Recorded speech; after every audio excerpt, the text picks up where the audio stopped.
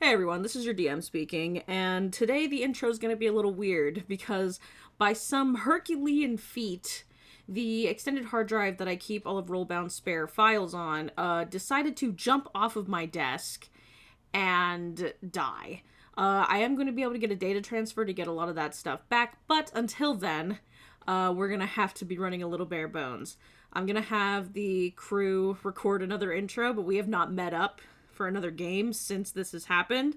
So for the time being, I'm just going to do a really silly solo recorded intro just so that I can get the editing on this episode done. And once again, thank you everyone for watching. You've already heard the names 32 other times, but they are my friends and I believe that they deserve the recognition, so we will do that.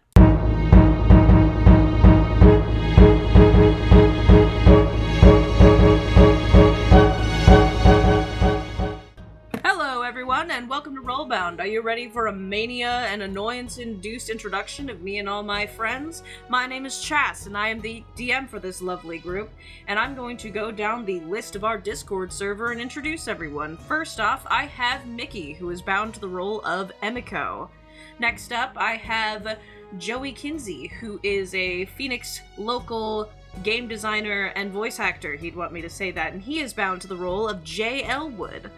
Next up, I have Allie, and she is bound to the role of Prince Xander.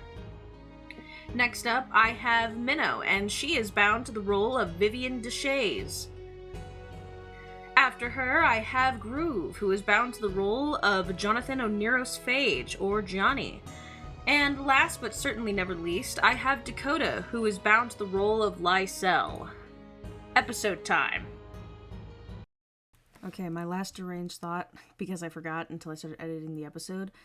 This session takes place after a canon/non-canon extra episode one-shot that I never edited.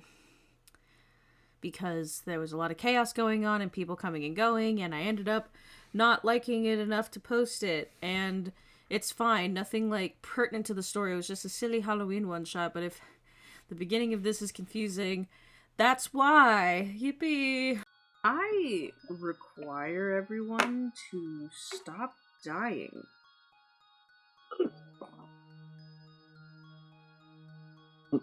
Tall order. Very tall. Taller than you. It would be the last time I die. Ow, ow, ow, ow.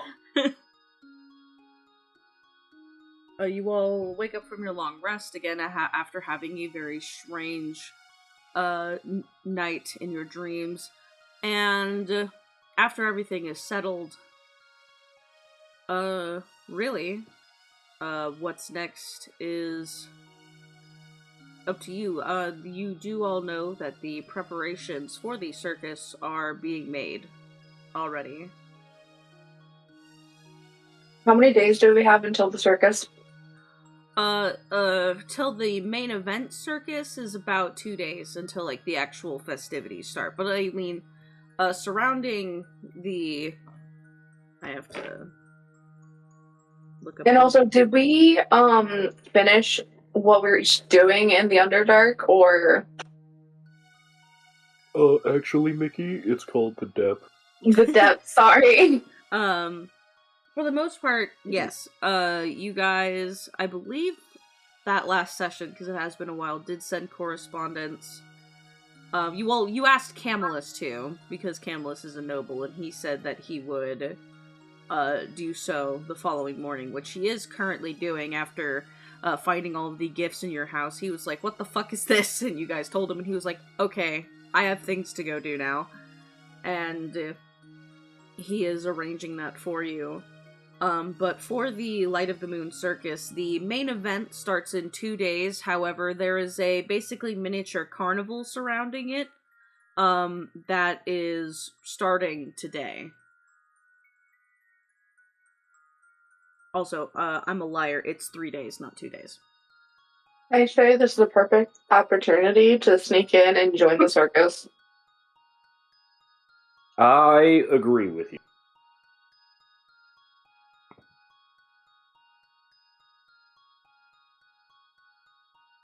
Yeah, it's a 5-day long event. basically the first 3 days are the carnival, miniature interactions with the circus, mini shows, not like the actual big top or anything, but everything's getting set up and all that stuff. And then in 3 days they will do the next 2 days of the like main overall event where the circus will hold 2 shows. After we're done kidding up, we're gonna head to the circus, I think. I'm trying to not have as much clicky in the mic. But my mic is so sensitive. Did someone complain about that? Huh? Did someone complain about the clicky? No, it's me. I'm complaining about the quickly. It's me. I'm bitching. Tell Mike to stop being so sensitive. I can't, because not only is my microphone sensitive, but also so is my brother. I just can't fix it. Whose name happens to be Mike. That's the joke. Yeah, hey Michael, if you ever watch this or listen to it, you're a bitch. Michael, it's Love your you. birthday today. Love you though. That cream's on its way. He's never gonna watch this. His ADHD's so bad he can't even afford to pay attention. To anything. No, but your dad's gonna see this later and then tell him about it. True! He'll be like, Michael, Chas said something about you in their podcast today. And Michael's gonna be like, oh, really? What'd they say? Called you a bitch. I love a video of your dad just saying that. You know, when I put it like that, that's really fucking funny.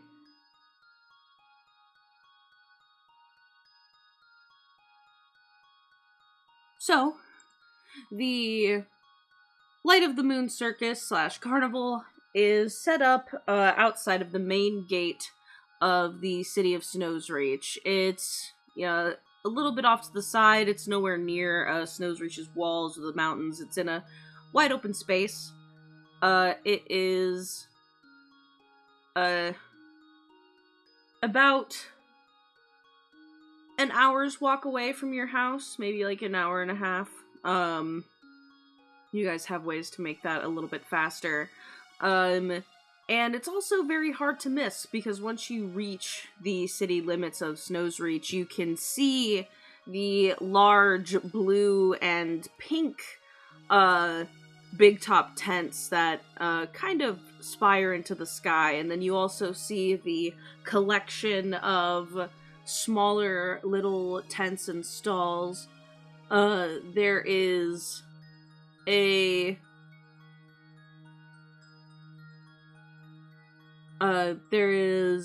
several little stalls set up with what look to be games or little shops that already have people walking through and gazing at them. There's also a few people mounted on caldasts, just kind of walking around, making sure that everything's okay. They are mounted by city guard. There's also a little petting zoo of like animals where some of them are strange and some of them are fairly typical, like goats and sheep and Got a little mini Phillips over there. and there is a music filling the air, and there's these tiny little flecks of glowing light that are dancing around the site. I actually have an image for this.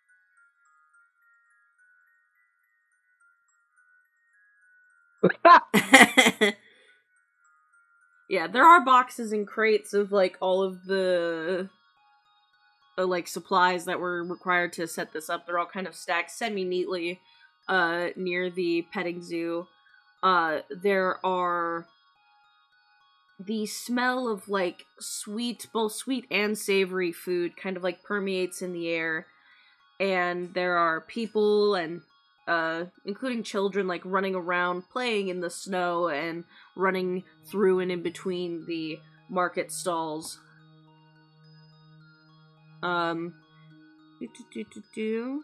Does anyone recognize us as we approach? Your mama. I'll kill you. She's not here. I'm kidding. I don't know. Maybe she is. A few people. There are some kids that see all of you, and they don't approach you, but then they start pretending to be you.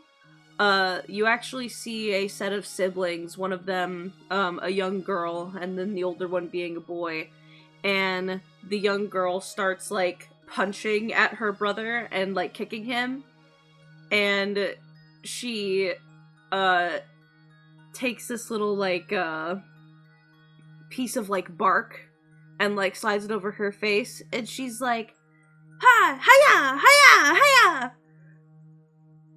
And he's like deflecting with a wooden sword.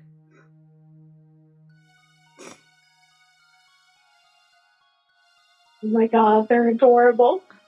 When he deflects, he says, "Yeah, hey." Yeah, the young boy actually covers his mouth and says, "Stop fighting me, young child!" And then the girl, like, stops and pulls the piece of bark off her face and goes, "Hey, stop! I'm not a child. I'm a monk. Duh." They're really good at this. Xander's going to walk over to them and say, "Hey there, fellas." Ah! The little girl, like, kind of, like, shrieks a little bit and then, like, retreats behind her older brother. And he, sticks the wooden sword in the ground and tries to take this, like, dignified stance. He cannot be older than 10 years old. These are your children. And he goes, "Yes, sir. How may I help you?" Well, you're doing such a convincing Sir Elwood that I thought I'd ask you for your autograph. And Xander is going to present his journal and a pen. The little girl starts punching her brother in the back, like, "Do it! Do it! Do it! Do it!" And he goes, "Oh, okay. And he takes the pen and he gives the, like, sloppiest signature, just worst 10-year-old script you've ever seen in your life. Because his hands are shaking. Bro hasn't been taught cursive yet. When he's done, he like hands you a pen. He like brushes off the snow off of his coat, and he goes, "Well, it's about time I'm recognized for my acting skills." Xander looks over at his sister and says, "Well, go on, you too." Oh, she grabs your pen and she signs like part of her name, and her handwriting is like way better. But then she takes some of the ink from your pen, and rubs it on her hand, and then puts a handprint in it. Fantastic, thank you. No, Would you like mine as well?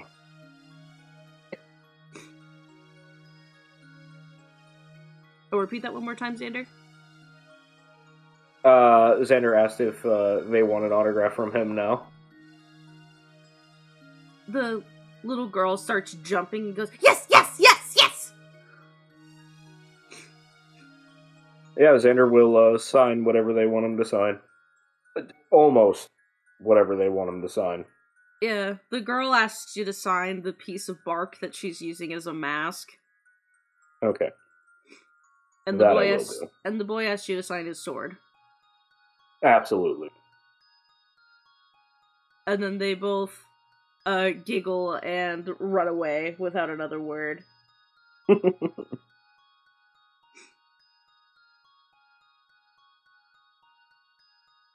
And Xander will rejoin the rest of the Silver Lining as they're walking.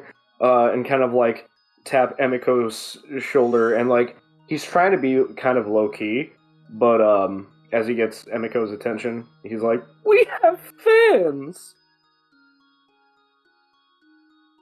It's so cool.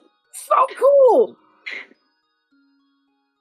Yeah, and as you get further into the carnival, immediately, there's just the sound of chatter and laughter, and now there's so many people that it's almost hard for people to notice you. But when you first walk in, the first set of things that you see is, for one, there is a little, and it is quite literally this, like a little lottery stand where people write down a set of numbers on a piece of parchment, and then they have it written that at the lunch bell, they will draw, and basically if you, it works the way literal lottery works. If you get the certain amount of numbers, you get a certain amount of gold pieces, or other prize, and then across from that is what looks to be a axe throwing event.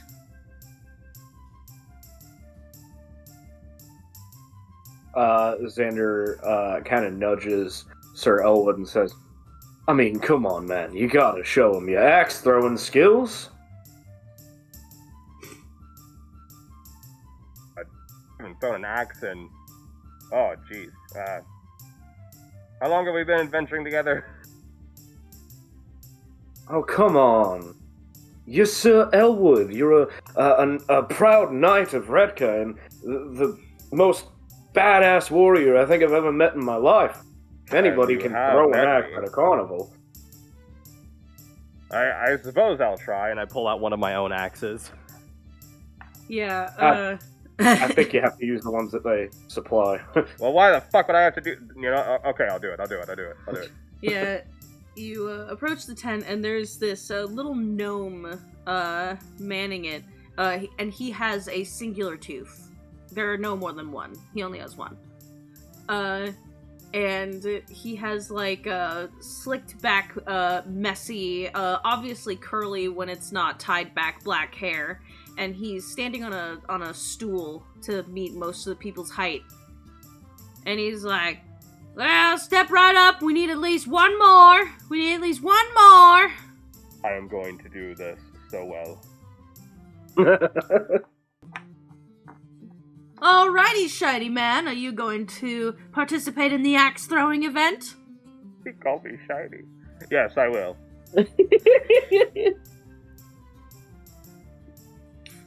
Alright. Well, to participate in the event, that'll be 1 copper.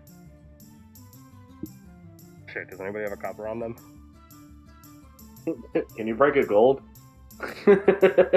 Yes, I can. Oh. We'll do it then. Yeah, and he will give you the adequate change, again, mostly in silver, and then put the copper piece in, and then he will hand you 3 axes. Alright. Yeah, and there's a setup where there is like this, the little tent covers a 20-foot range. There is a like a very horribly drawn, what looks to be like bandit-shaped outline in the back, like a target. Like, that has, like, all of the needed, like, stripes and points, and, like, but the bandit's, like, face has, like, a really stupid little face drawn on that is very comical. And you see the other 2 people, one of them looks like a man that, like, operates a farm, but is obviously wearing winter gear, because it is fucking cold outside.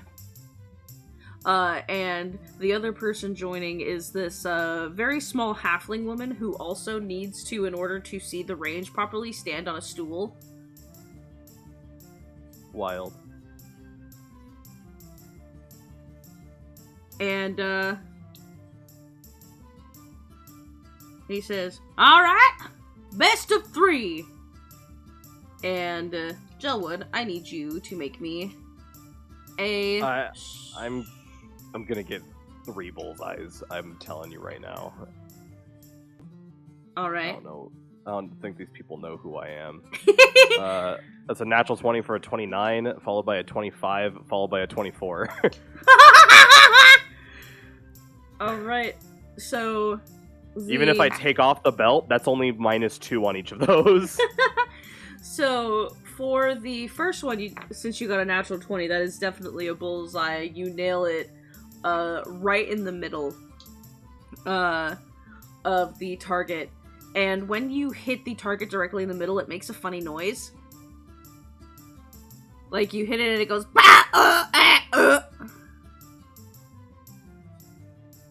And... That's very Owl House score of you, I love it. And I'm going to... I don't know what that means. And I'm going to roll for the others. In the Owl House, there's like a magical high school, and the bells like scream because they're like living creatures. The school bells do. Oh, that's really funny. I fucking love it. It's the funniest shit ever. I watched that show with my mom, and she like giggles every time I laugh at it because she's like, "You're so stupid. I have a stupid son." So shout out to Joey's mom. Don't watch this. So the farmer nails the He's first fucking dead. nails the first one pretty good. Yeah, the second one, he does hit the target, but doesn't really get any substantial points. The last one, he misses it entirely. Oh, the natural one. The neighbor's dog because it's smoothbore. And then the halfling also gets a natural 1 on her first one, completely misses the target, and then she's like, fucking stool, and she like kicks it out of the way and just decides to, you know, be lower to the ground, and she nails the second one in a bullseye with a natural 20, and then the last one she hits but doesn't get any substantial points. And again, the rounds, like, are a little slower, but with each toss, you know, there's people gathering because, especially with Gelwood nailing a bullseye on the first one, the wood of the target is, like, lightly splintered around the first axe. And after all 3 rounds are finished, the, little gnome, is, like, writing a little piece of paper, and he goes, "Well, hoo-hoo! This is good stuff."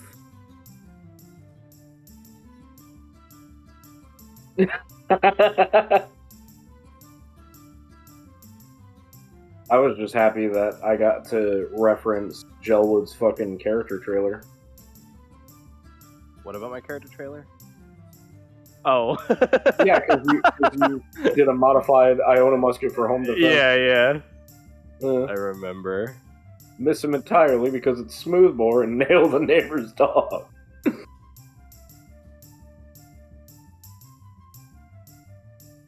I do own several Artificer artifacts.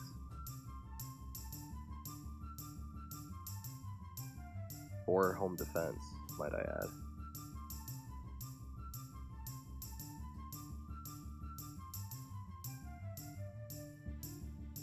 But, the gnome goes, "Oh, those were some good shots there!" And he hops off his little stool, and he, goes up to you, and he hands you 2 things. He hands you, a tiny little ticket, made out of, like, cut parchment. And then he also hands you, actually, he hands you 3 things, I'm sorry. He hands you a tiny little parchment ticket.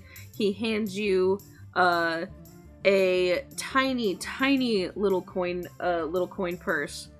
And he hands you, a strange-looking snow globe. Hey, yo. What's inside of the snow globe? The snow globe, like, it looks like, it's just, like, of a Caldas sitting in the snow, and it's really cute, but then the Caldas looks at you and starts panting like a dog. Oh, that's so cute. Holy shit, you just had one of these? Well, yeah. Well, I appreciate it nonetheless. I'm sure you will make a fine companion. What's this ticket for? Oh, he, kind of, walks up and, turns it around, and he says, "This here ticket is for a free game at any one of the other stalls. Most of them charge coin. But hand them this here ticket and you don't have to pay the coin cost to play the game." Is there some sort of, grand prize that I should be looking to win here?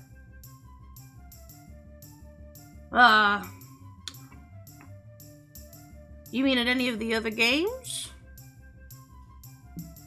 Yes, of course. Jelwood, make me a persuasion check.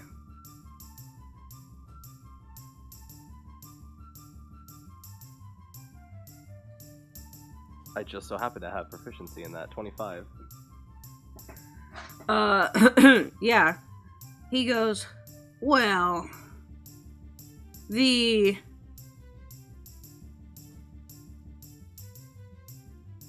what the fuck?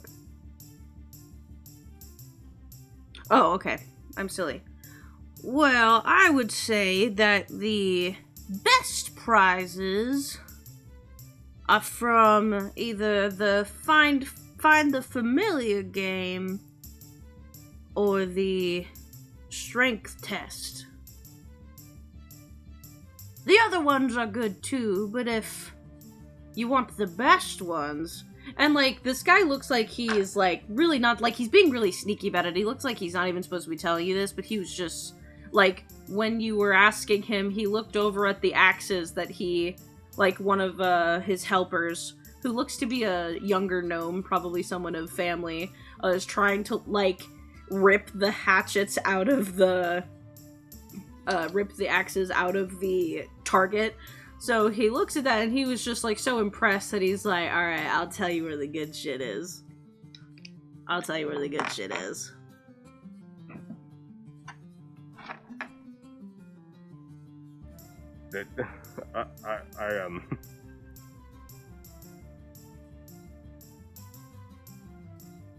I feel like we're having a miscommunication problem here, but I'll follow you.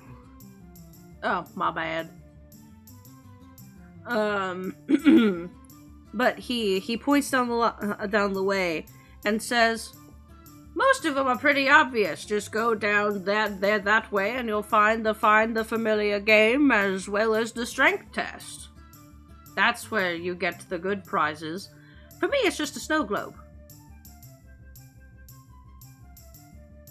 Alright, but there better be a grand prize waiting for me when I win this game right now. Otherwise, I'm gonna take this ticket and I'm going to shove it so far up your ass that you'll be vomiting paper. Hey, Jelwood. You'll have to forgive my friend here. He started using steroids recently, and he's having rage bursts.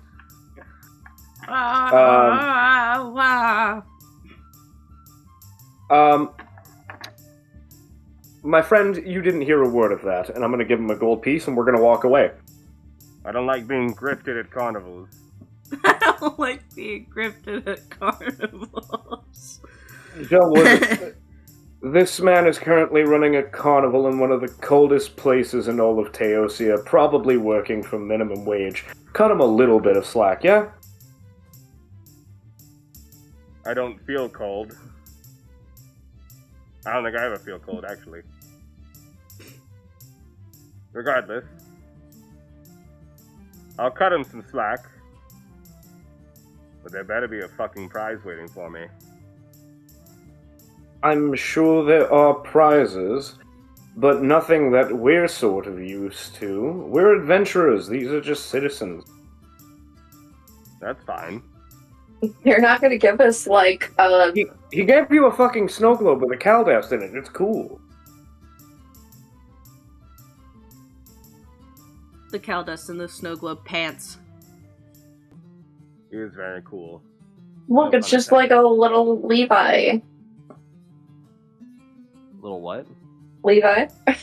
Who's Leviathan? That's Emiko's the pet little- Caldest. Yeah. That Levi. Forgot you named him that. Or that he was named that, rather.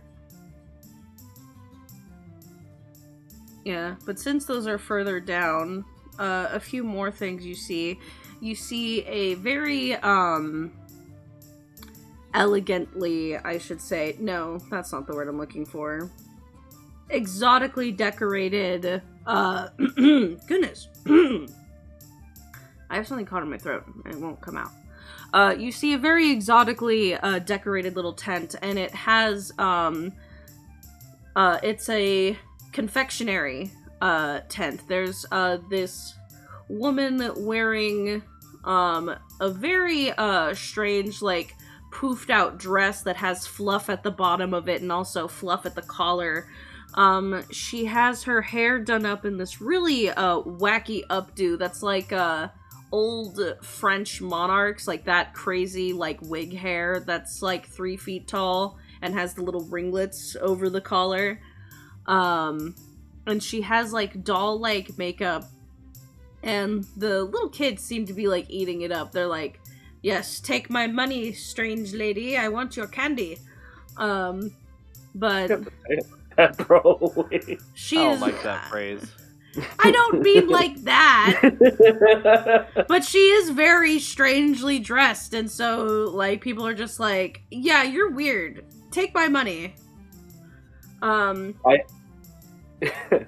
I would also like to disregard bubbles. the children and just walk right up to her, Yeah. and say, "My good lady, from you I require a confection of the sugary variety." That's all confections, no? You misunderstand. I need something so sweet that it would make a gingerbread man blush. I need something so potent that by the pure sugar content alone, a barbarian could rage for several days straight. No. I I need see. something so good Oh. that it would make all the rogues in the world visible again. Oh! I see. Well. She, like, taps her chin, and she says, "Well, the ultimate confectioner's package is about 20 gold pieces." Done.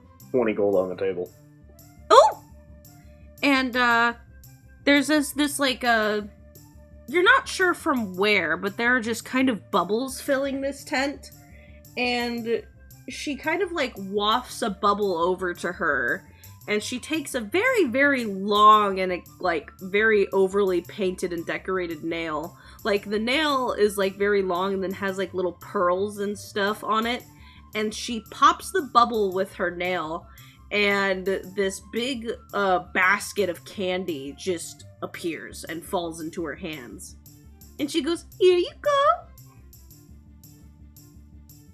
Xander looks moderately disappointed but takes the basket and says, "Oh, thanks." "Is something wrong?"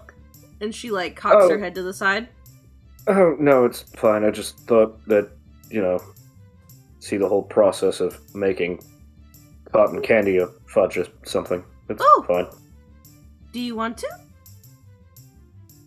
No, I feel like I've kind of ruined the moment already. You have a good day. And now we can make our own. Yeah, what the fuck is in this basket? Like, as Xander's walking away, he's gonna look inside. Yeah, and maybe the awkwardness is lifted because the items in the basket are a little crazy. You see truffles that are wrapped in this weird, like, rose gold paper, and all of the things that you listed to her as, like, things that you want the candy to do appear to be referenced.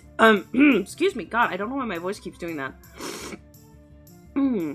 Appear to be referenced in little titles on the candy. So, for instance, the truffles say Titan's Rage on them.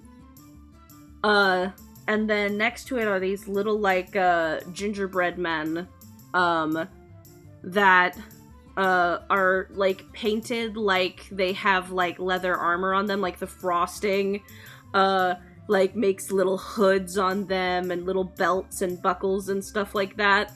And there's, like, they're wrapped in, like, a little, like, baggie that is still see-through. And the title on it says Extra Visible. And I forgot the last thing you said. Extra Visible, Rage for Days. I forgot the other thing you said. Shit. And then I'd love to help you. I don't fucking remember it. and then there is this chocolate that is shaped excuse me. No. But there is a little chocolate in it that literally looks like a geode.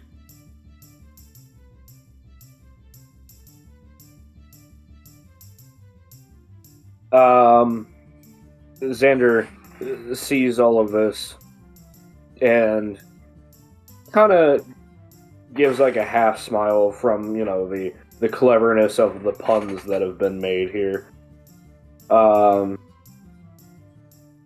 As he sees you said it's a chocolate shaped like a geode, yeah? Yeah, and it's literally like the size of your palm. But it literally looks like real crystal, but it says on it chocolate geode. She said so sweet it would make the gingerbread man blush. Oh. I don't know why, but that was the statement. Oh, well, I made the gingerbread man and the rogue the same person, so he's a blushing, hyper-visible gingerbread man rogue.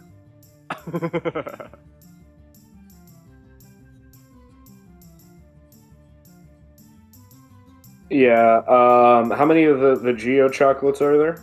There's 2 of them. I'm going to take one and then give the basket to Emiko. So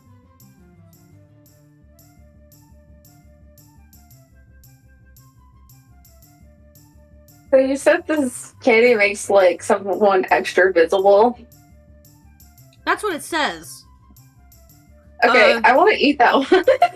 Yeah, so you take one of the gingerbread man rogues and you take a bite out of it, and for one, it is very tasty. The cookies are soft instead of like super hard. The frosting tastes fresh. And Emiko, you start to see, you start to glow. There is a shimmer. There looks like there's light coming from under your hair. Your tail start to glow. You literally start glowing like a glow stick.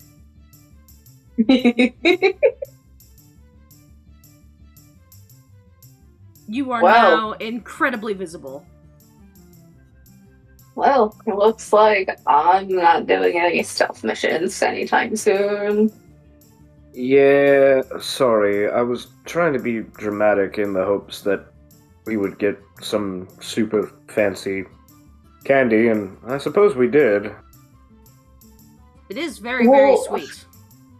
I mean, yeah, like, think about it. We could, like, eat one of these when we go down into, like, a dungeon. We don't need light. We can become the light. You always are, my friend. Aww.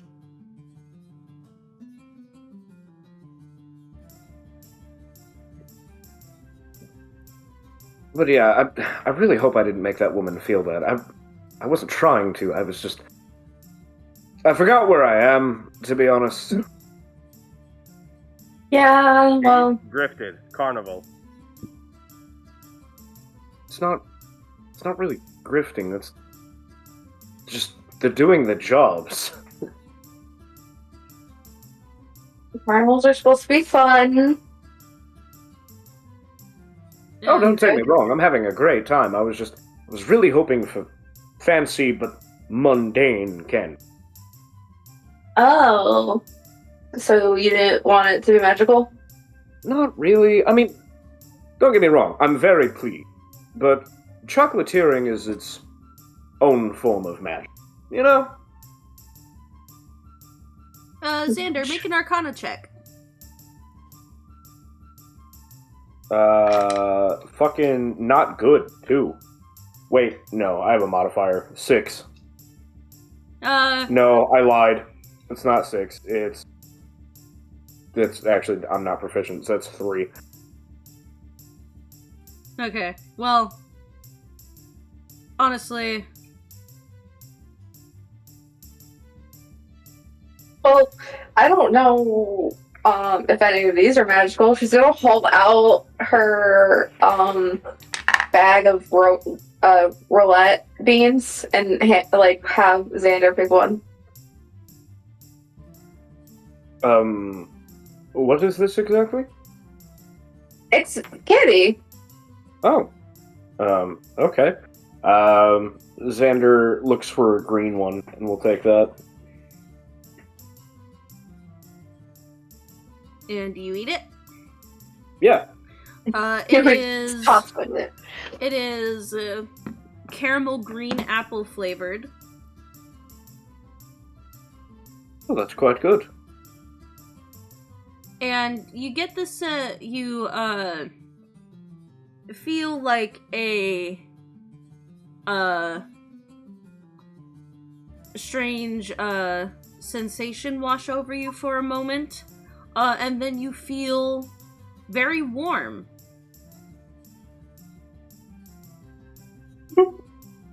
I check to see if I'm on fire. You're not on fire. Just warm. Like, you are warm and like you are snuggled up next to a fire reading a good book. I see.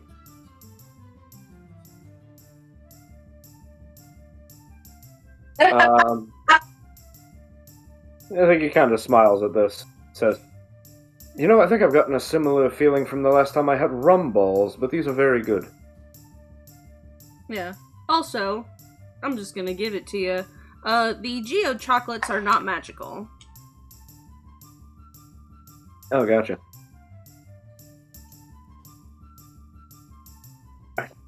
Yeah, but again, Minnow, I was speaking metaphorically. Oh shit. Anyway. Where did that Yeah, Xander is going to enjoy the Geo chocolate as we progress. Yeah, it is very, very, because, like, the geode part specifically looks like it's going to be really rough to, like, bite through. But you're able to very easily eat it, and the outside of the very, very fancy chocolate is, coated in, like, this hard sugar that has some sort of, like, glossing on it to make it look like shiny gems. So you get this, like, crunchy, sugary flavor, but then this very, very nice chocolate that has a hint of hazelnut taste. There's no nuts in it, just tastes like it has hazelnut flavoring in it. But it is very smooth milk chocolate. Hell yeah. I think Xander is going to break off a piece of the outer geode and, like, cast Druidcraft on it to, like, have it burst into flames, kind of like a campfire marshmallow for a second. And then eat it. Yeah, tastes like crunchy marshmallow piece. Hell yeah. Yeah, and as you're walking through again, because the little areas that the one guy suggested to you are pretty far down, you also see you see two things. there is what looks to be some sort of ring toss game that has multiple little areas for it. The stall has like plushies dangling from the ceiling, not in a way that's like creepy, but in a way of like they literally had no other way to store them, so they kind of are like on little hooks from the roof of the little tent, of all shapes and sizes. There's also a shelf behind the person running the little stand of all sorts of like random things. There's people like trying to get it and then missing, and then there's people getting handed like plushies that are about half their size. And across from that one is a tent that like you actually have to like walk into it, like it isn't just like a cover from the snow. And it's dark and has like strange mage lights hovering at the front of it, but the inside looks dark. Still a relatively small tent, but like can't see much of the inside of it. I want to win a giant plushie. Yeah, the individual running it is a Basra wearing a... Oh no, I forgot what type of hat it is. I'll remember it later. But wearing a little hat between his ears. The whiskers on one side of his face are a little wrinkled, and he's wearing a striped vest with a shirt underneath with a different type of stripes. And he carries a cane. And he's, like, doing the, like, stereotypical, like, step right up, folks, you could win yourself one of these! And he's just pointing to, like, random, things. And he also has a pet monkey on his shoulder. What type of monkey? You know those really little fluffy guys that I forgot the name of? You talking about Zabumafu? No, it looks like... Oh my god. Shout out to Zabumafu, by the way. Shout out. Looks like... this. Oh, it's a marmoset. Yeah. I knew that because the title of the image was marmoset. The world. Yeah, fluffy boy. Xander does exactly what the dude says and steps right up. I accept your challenge, Game Master. Yeah, and he plucks 5 rings and kind of has them like dangle off his arm as he's grabbing them, and then he angles his arm to let them all slide back into his palm, and he goes, 1 silver, please! And you get 5 tries. I'm gonna give him a silver. Yeah, and then he hands you 5 little rings, and then he guides you to where, like, he has another game set up, because he's kind of standing around, like, his little counter. And he gestures to, again, like, a little arrangement of pegs that are, you know, a good distance away from you. And he says, alrighty, you have 5 tries. The further back on the rungs that you sink down, the better your prize. What are the rules of this game? Well, all you have to do is use your natural dexterity and throw the rings. You're a smart man. DM, I would like to attempt to use my natural dexterity to throw the rings. Yeah, so I would like you to make me just a dexterity check. Actually, hold on. I wrote that weird. Oh, I'm looking at the wrong game. It would be... Oh no, okay. Just a base dexterity check. You know, if I had Tavern Brawler, I'd be able to add my proficiency bonus to this, I think. Because it's improvised. Yeah. Dexterity check, that's a 21, 19 plus 2. Yeah, so for the first one, you see that the ring sinks down on the very, very middle ring, and he like claps his hand and says, Very good. Next one. Next one is 13, 11 plus 2. Yeah, so you see, it almost looks like it's going to, like, slip right off and be a miss, but the edge of the ring manages to catch on the middle first little peg and kind of, like, swivels for a second and then fully lands on. And he goes, "Oh, that was almost a close one." And then I throw another one, right? Yep. That one's not so good. That's a 10. 8 plus 2. Yeah, so that one kind of like smacks against the first middle rung that you just like landed one on and then plops on the ground. He goes, "Oh, that's all right. You still got another one?" Come on, baby. Ah, that's a 5. 3 plus 2. Yeah, and is that 5 total or is that 4 total? I believe that's 4 total. Yeah. Ah, good try. All right, you got one more. That's cocked. 19. 17 plus 2. Yeah, and then that one also gets on that very middle rung that you hit the first time. And he goes, "Great! That means that you hit 3 out of 5 on," and he, like, seems to be counting some points in his head. And he, like, hovers over and he, like, stands and he, like, a lot of the different plushies look the same, but he actually offers you a choice. He goes, "Do you want the giant Caldast or do you want the owlbear?" Mickey, I have a question.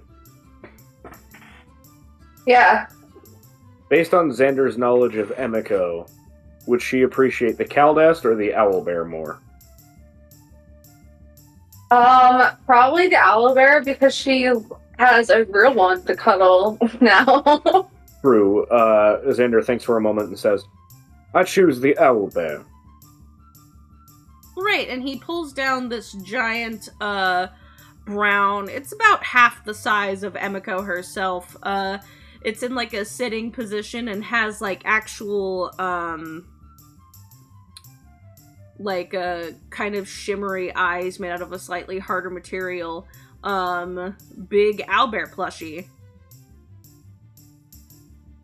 Thank you ever so much. And, Xander's gonna give the plushie to Emiko. I think Emiko will grab it and then, like, put it down on, like, one of her feet that she has, like, held out so it's not touching the, like, snowy, dirty grounds.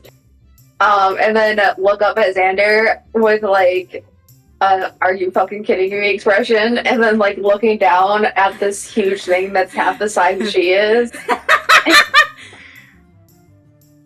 What am I supposed to do with this?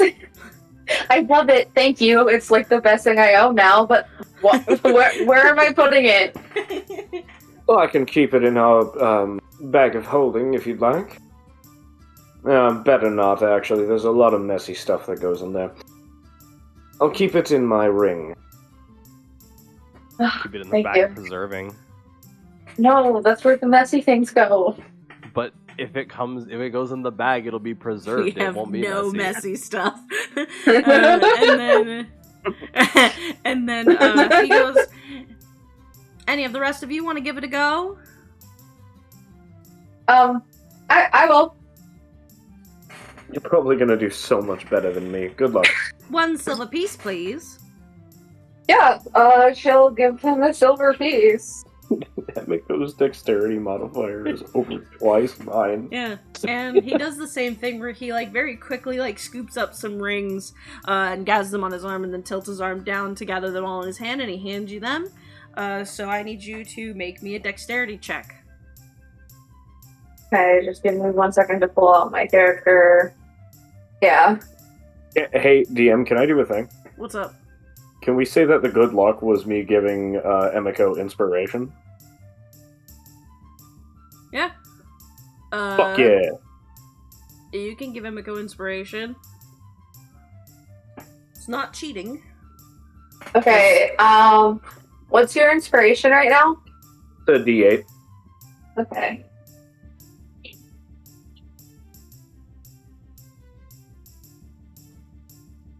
Hey, that's awesome. 19. Yeah, so the ring goes on the very, very middlemost peg, and he goes, very good, next one.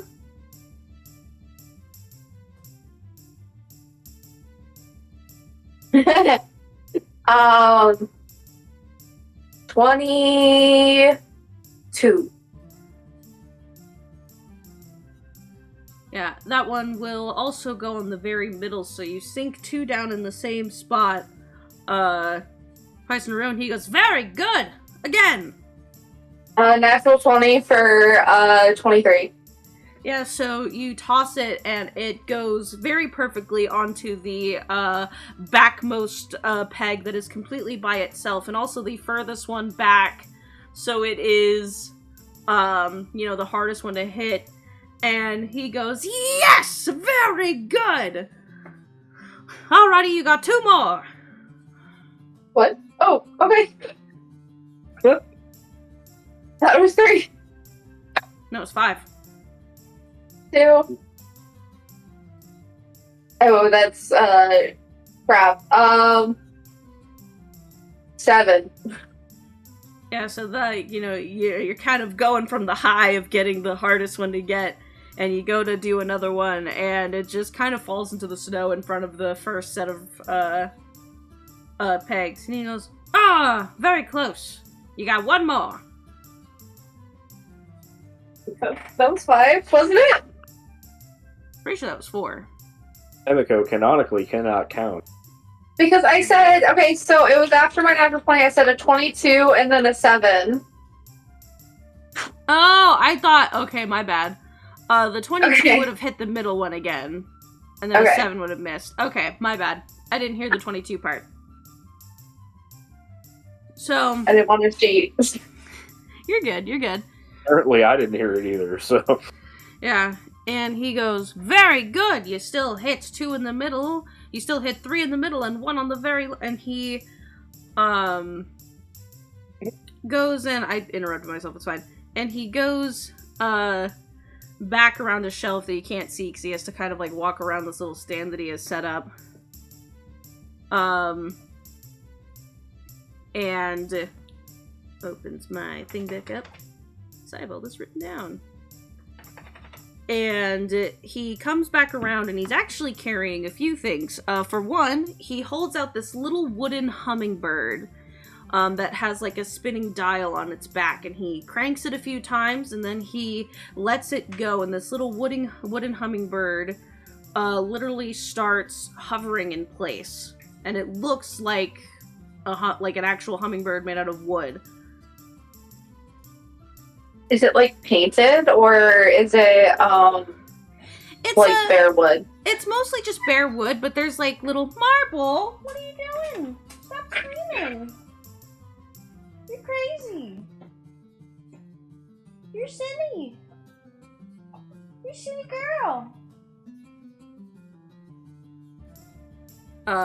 It's like mostly just plain wood colored, but there's like random little yellow and green dots or lines painted on it in random spots.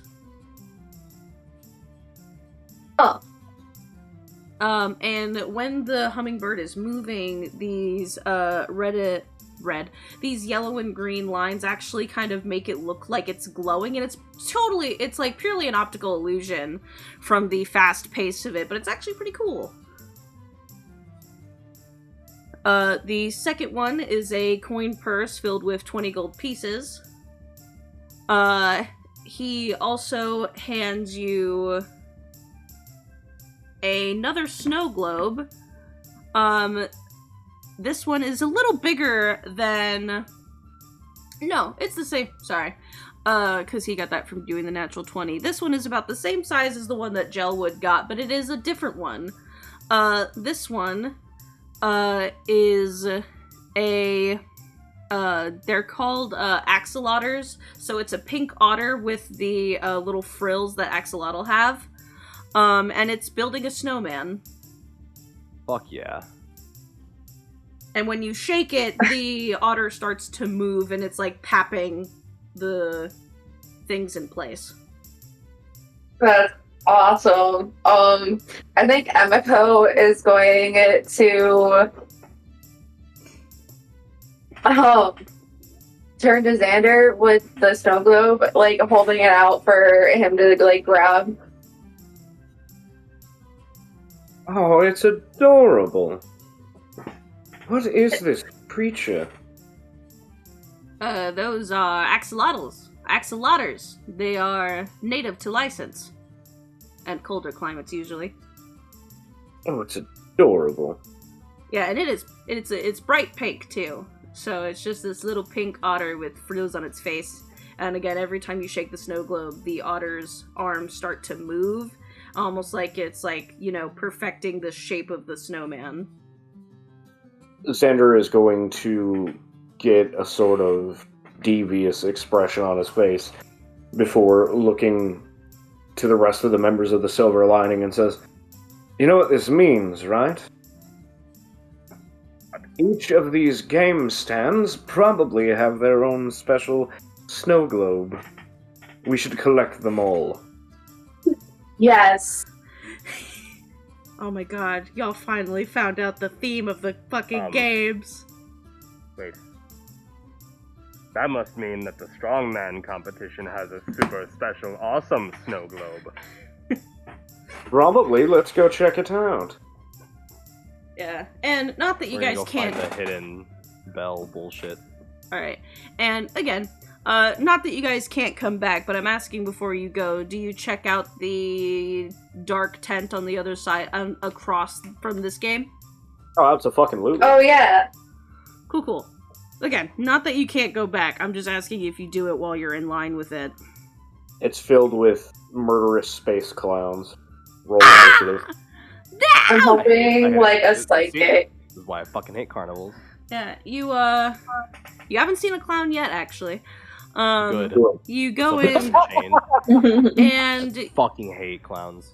you see that there are a bunch of candles, like, randomly floating in the air that are lit, and you see this low-to-the-ground table, and there is a person sitting on the ground. They appear to be, like, an Arakan with, very deep purple skin with, like, freckles that are white all over their face. And their freckles seem to glow, and they have, like, ram horns with many little, like, trinkets and ornaments dangling from them. There's a little sign near the entrance of the tent when you walk in, that says, a prophet of Sen, read your fortune. Wow. Yes, I want my fortune read. Oh, good evening. Well, I guess it's afternoon. Genuinely, I can't tell what time of day it is outside. I'm going to hope that it's still the early afternoon. Regardless. Please. Can I, as Xander walks in and I hear presumably the fortune teller say this, can I cast minor illusion on the entrance to, like, make it look like it becomes transparent and shows the world outside? Yeah. Hell yeah. So, do you make it, like, look how it was outside when you were out there? Yeah. Oh, thank you.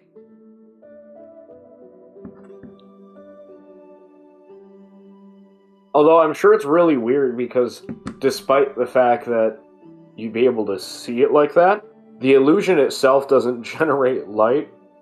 So I imagine it probably looks like a weird, out of place, not rendered well texture in like a Source Engine game. I could like hit it with my knuckles of light to make it give light. There's not really anything to hit. The fabric. Yeah. But she like waves her hands over the top of her table and says, well, who's first? Vivian, I think you should go.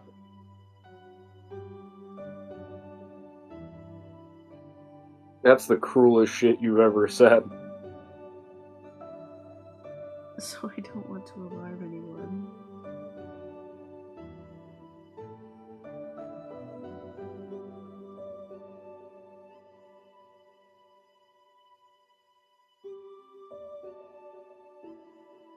Oh no.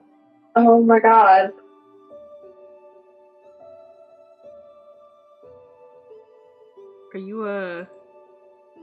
Are you actually here? I'll pause this real quick. Okay. Fuck it, we ball. Okay.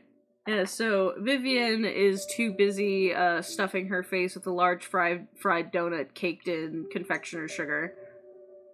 Yellwood, I think you should go.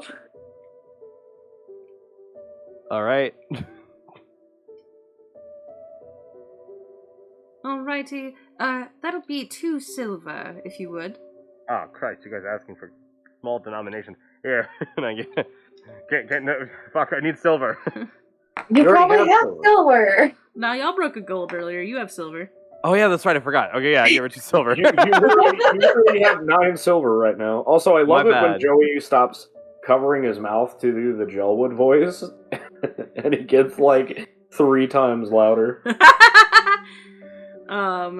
So yeah, she, accepts the silver, and then, yes, I did, Minna, thank you. She accepts the silver, and then, gestures to the area in front of her, little table and says, "Please, have a seat."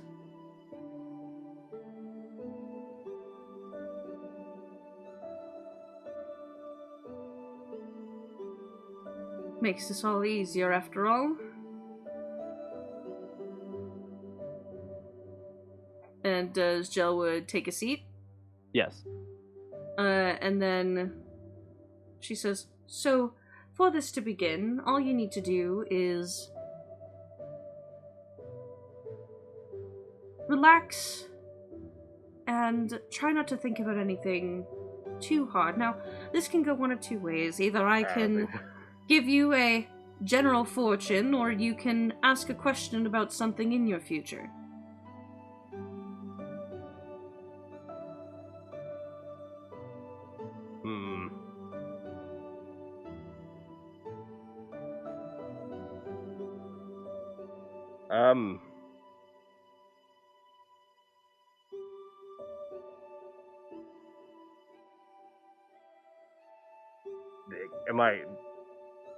Do I ask you the question, or do I keep it in my head, or how does this work? You would ask me out loud. Psychic, not mind reader. You would Well, think also- this would be the same thing.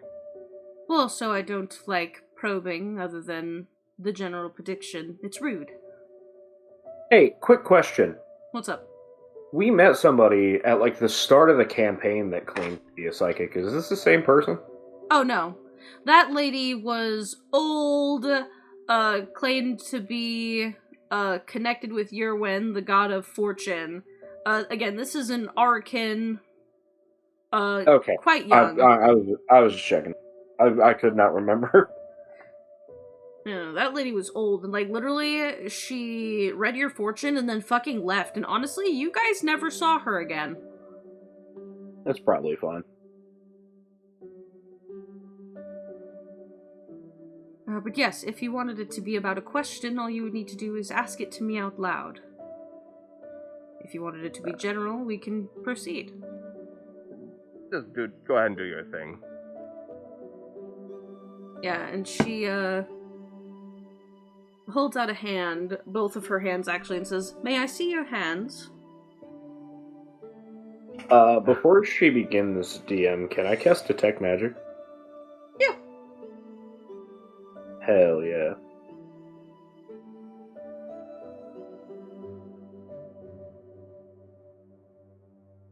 And, she takes, Gelwood's hands in hers if he allows her to. And, the white freckles on her face, start to glow. And she closes her eyes, and I have a few rolls to make.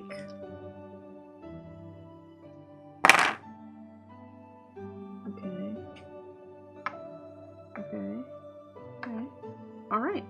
So 2, and then, Joey. Yeah? Odds or evens? You said Joey, not Jelwood. Either way. Evens. Okay. So, for a brief moment, nothing seems to happen, although her, freckles start to glow, there's, it seems like really awkward for a second. It almost seems like nothing's happening, and that, you almost half expect her to do the old Rekka special where she, starts to fake seize and goes, I saw it! Your grandma's gonna die! Very stupid shit like that. However, her eyes do flutter open, and originally, they were like, solid, blue eyes, but when she opens them, they're glowing white, and you start to see things in your own vision, images flashing before your eyes. The first thing that you see is you and the rest of the Silver Lining entering the woods around you. There are tall green trees. You can hear the birds chirping. There is, you look like you're in a completely different landscape, but it's familiar to you. Not that you've been in this place, but you've been in that sort of environment. It actually looks like Viron, the Viron wilderness, with tall trees. And you see this, yawning old stone monolith, temple entrance that, has a staircase descending down into the ground. You see a long hallway with, strange statues of what appear to be nymphs. You see teeth and you see claws, but you can't see what they're necessarily attached to, and then you see a lot of fire. But then you see yourself, sliding your palm along what looks to be the chest plate of a set of armor, but you can't see the rest of it. And then, very quickly, the images in your mind shift to, seeing something else. You see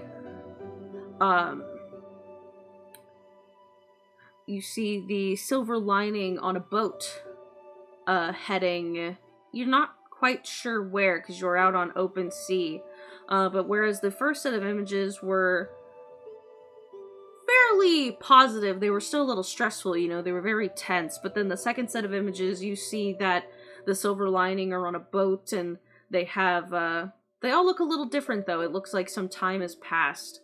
But everyone has, new gear, and, you in these images is blurry, for some reason. But you're definitely there, and you see you all out on the open sea. Looking ahead, hopeful and a little excited, and then, the image, fades away, almost like you have your face close to, a pane of glass, and someone took a hammer and smashed that glass right in your face. And, the individual, gasps for a second and pulls her hands away from you and goes, ah!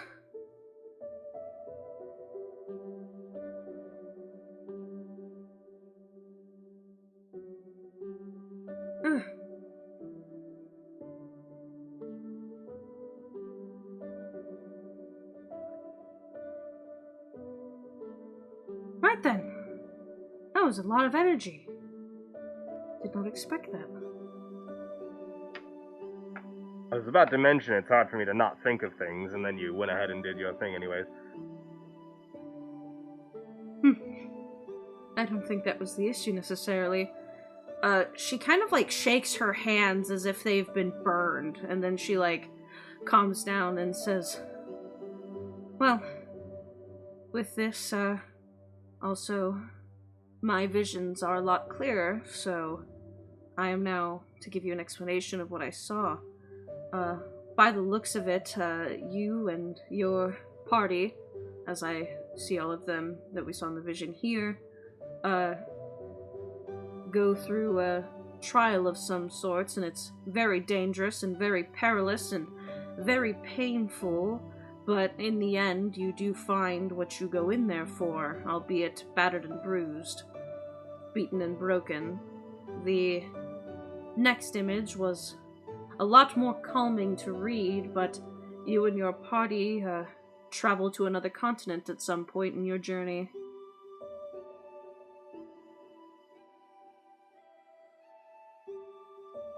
Typical adventure things, I suppose, but that first vision was almost exhausting.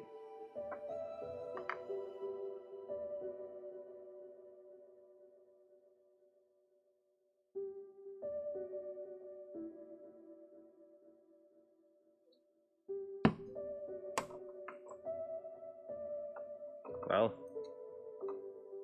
you know. Yeah, and she says, one more thing. And then a little ferret comes out from behind her.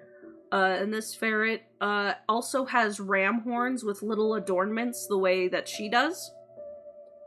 And it is also dark blue with a bunch of white spots all over it. And it hands you a charcoal drawing of that weird, temple-looking, forested entrance. And it is a charcoal drawing, but it's very detailed.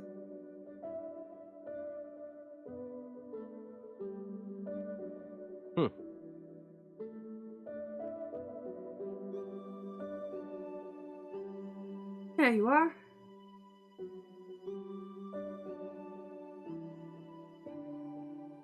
Well, that might just be the most useful thing I've ever received from a carnival. I appreciate it. Of course. What I do is real, after all.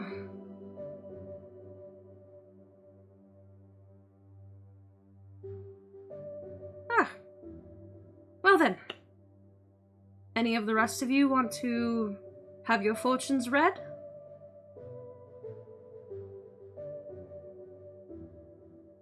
Yeah, sure, why not? I'll give it a go. 2 silver, please. I give her 2 silver. Yeah, and she'll, similar to Joe would, she'll instruct you to sit down and then ask for your hands. Yeah, I sit down and offer her my hand. Have to make a few rolls. Ooh. Okay. Oh, sick, I just have silver on me. Okay, I don't even need to break gold. Odds or evens? Odd.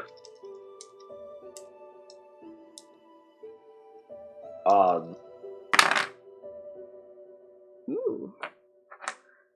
Yeah, so, similarly, Xander, at first this feels... she closes her eyes and her freckles start to glow, and again, it feels like nothing happens.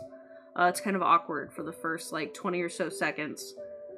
But then, once again, her eyes open, and you see, a very nice-looking city, a very large cityscape. People walking around the hustling and bustling of streets. There is a bright, sunny sky up above you, and the air is a little chill, and you can still feel it, but it's not bitter cold like License. And you see a man and a woman approach you, and you recognize one of them as Jennifer. The flashes of images show her walking up to you, and the man that stands next to her is another Earth Duresi who... Actually, no. Not another Earth Duresi, sorry. I don't know what I'm talking about. This person is not Duresi at all. I don't know why I said that. I said that because she's Duresi. But she introduces you to this person, and he appears to be, it's kind of hard to figure out what he is. He doesn't look to be human, but he doesn't quite look to be elf either, at least not all the way. He has a a bow over his shoulder, and he's wearing like a set of like very nice ornate leather armor, but the strangest thing about him is that you don't recognize him. He only looks a few years older than you, but he has a shocking resemblance to you. You can't quite place your finger on why, but he resembles you a lot. But as you watch this reunion, the images start to fade and flicker again, and then you see a very large party in what you can only see as the Acid Kingdom. You know for sure that it is. A place that you haven't been to in quite some time. Actually, it's been quite a bit. But the city of Cyruspir is very obvious. You can see it in the decorations, you can see it in the architecture, and you and the rest of the Silver Lining are at a party there. A rather grandiose one. There is a celebration of some sort. Your friends are drinking and enjoying a meal, and you see Decibel, someone that you've kind of seen as a father in a weird way, is inviting you to have a chat, and he has a very warm and welcoming smile on his face. But then, like, the image melts away, and you see, nothing for a moment, and then once again, the individual sighs, and she pulls her hands away, as that did not seem to be as, intense. And she goes, "There." Well, that certainly gives me a lot to think about. Thank you. Yeah, and once again, the little ferret comes out and hands you a charcoal drawing of a city street and a drawing of this man and Yennefer standing next to each other.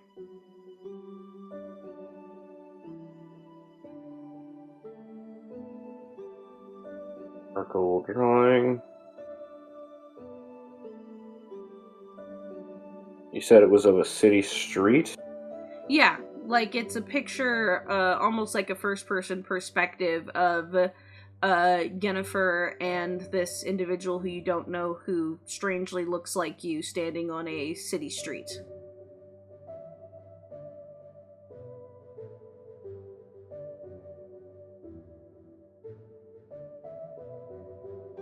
Alright, well, thank you very much.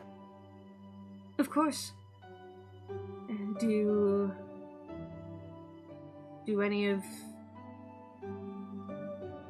does anyone else need a fortune read?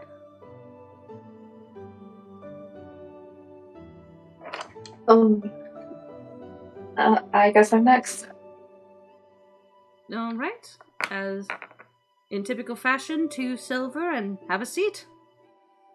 I go hand over to Silver. Yeah, and when you take a seat, she holds out her hands, and if you accept them, she will take your hands, and again, similar thing. There is nothing for a second, but then when her eyes open, one of them is black and one of them is white. And I'm gonna make a roll. Ooh.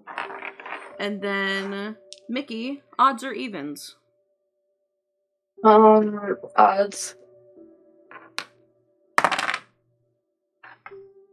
Yeah, so again, you don't see anything for a moment, but then you see a flash of white light in your vision, and then you start to see images of you fighting in this very strange room.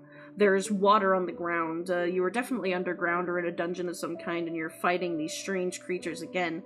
You see their teeth and you see their claws, but you can't quite make out them necessarily. And you see you and the Silver Lining a little bit injured, but not dying in any way. It doesn't seem dire, and they're walking, and you're lagging a little behind because you stop, and something catches your eye. And you start to walk closer to it, and the visages in your vision, that was very hard to say, are kind of like skipping as you walk towards this thing, and you see a statue of an individual, clad in armor, holding a sword that is split down the middle and seems to have two different colors. One side of their sword is made out of obsidian, the other one made out of ivory. Their eyes cannot be seen in their statue, as there is a hood cast over their features. And you reach out your hand and slide your fingers along the blade, and you get sent backwards, almost like something shocked you.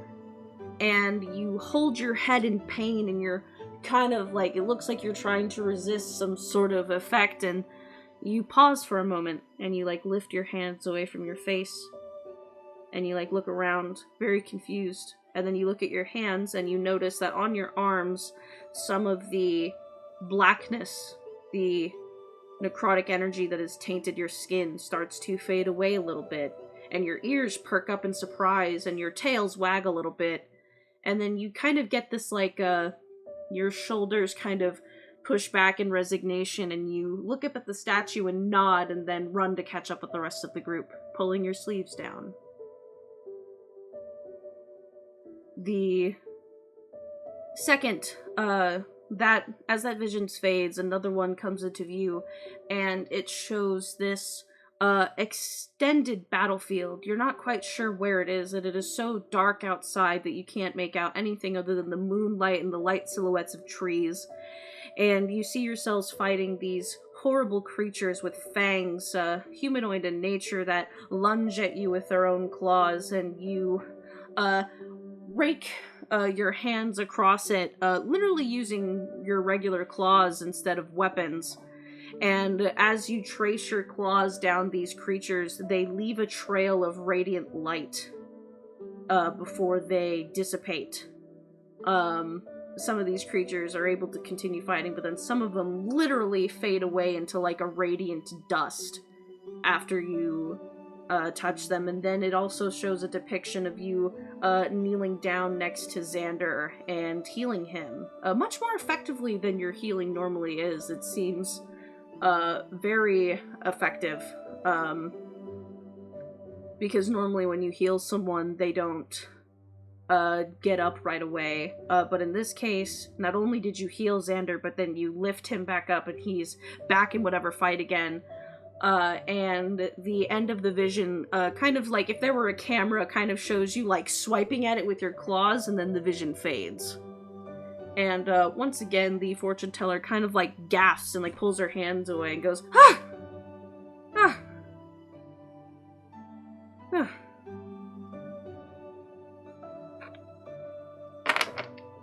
That was interesting.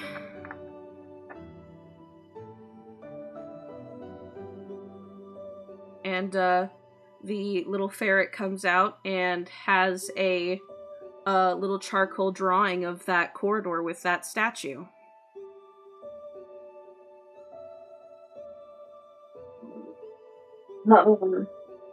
Yeah, I think Emeka was just doing the slowly reach out for the drawing and like grab it. Yeah, the ferret hands it to you and then nods and scampers back behind the other person.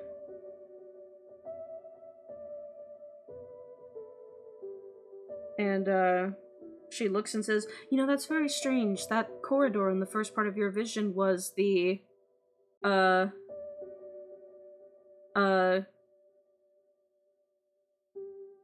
it was the same as the one in your knighted friend's vision."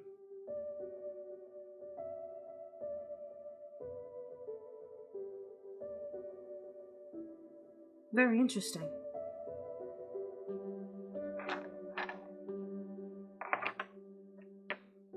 Yeah.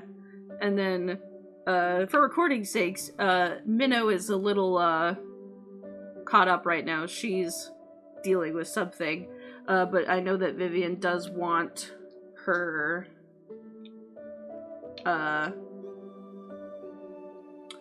fortune. So, same thing, 2 silver pieces, asking for your hands. Minnow, odds or evens?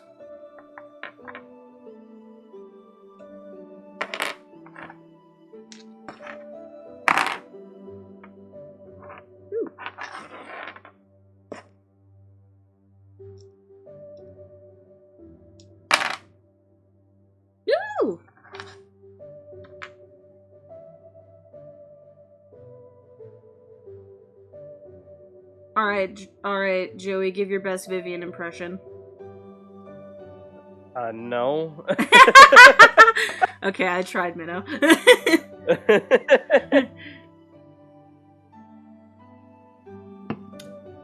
I was repeating Minnow's message for you. She said fair and valid. Appreciate. And then after that, Minnow will remember this. But What can I say? but as the fortune teller takes your hands, at first, again, that very awkward sensation of not seeing anything, but you've seen the way that she's reacted before, and then her eyes open, and they are a galaxy, similar to yours, as you can see through Gale's eyes, and the visions that flash through your head, you see one of a strange but overly decorated cottage. It almost makes you mad how fancily decorated it is for a cottage, because literally you live in the middle of the woods. Why do you have to be this fucking fancy? In a place that you don't really recognize. It's a landscape that you've never seen before, but somehow, some way, you know whose house this is. And when the door opens, you see a familiar witch who has very long blonde hair, and is wearing very elegant clothing and robes. And she acts surprised to see you. She's definitely a high elf. This is someone that you recognize to be Holland, one of your literal rivals back during the witches' trials that you went through a while ago. And she almost looks pleasantly surprised to see you, but in a very, mean way. Like, oh, I'm so glad you're here. And the vision actually turns to you from, an outward perspective, and you're crossing your arms, but you're not standing. You are floating on a hovering broom with, one leg crossed over your knee, and you're, crossing your arms, and you're whatever, you gonna let us in? But there's no voices, but you can read your own lips. And then that fades away. That fades away to another visage of you. You're sitting on a beach, and there's waves crashing over you. You are sopping wet. Everyone is. They were just dropped into the ocean and you crawled onto the beach. And you are pouring a potion into Xander's mouth. He is laying on the beach, completely unconscious, coughing. You're slapping him on the cheek, trying to get him to wake up. And you're pouring a potion into his mouth, and his eyes fly open, and he sits up very suddenly, and starts to, wildly look around, and stands up and just walks away with purpose. And then that dream ends, that vision ends, and when you all when you hone back into the real world, somehow, some way, there is sand on the table. And she pulls her hands away and goes, ah! Oh, ugh. And she starts swiping it away and goes, oh, I don't know how that got there.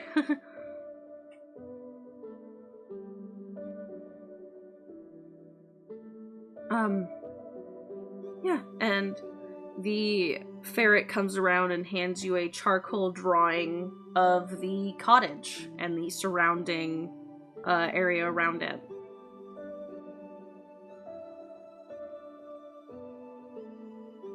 Oh, well, that was as interesting as the others.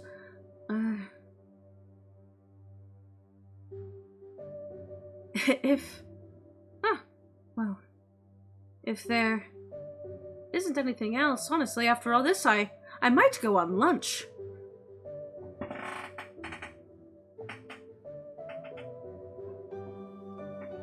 That's honestly the typical reaction when we go anywhere, so fair enough. Yeah, we're all kind of fucked up, so I'm sorry about that. Oh, no. Please, this has actually been, really great for me. The more powerful the person whose fortune I'm reading, the better practice I get from doing this. But it's just normally I read the fortune of farmers. I have a quick question, DM. I'm assuming the rest of us didn't see, like, each other's fortune sequences, right?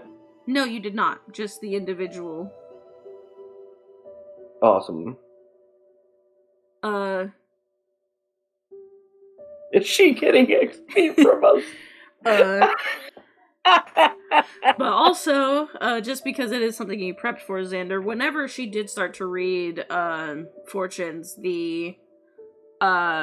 your detect magic did go off, but it only went off when she started doing it. She is getting XP off of it. She better be there at the fucking final boss. Yes, 20th level fortune teller. That'll help. Hey, she can... Wait, can we hire her to be like her own personal fortune teller?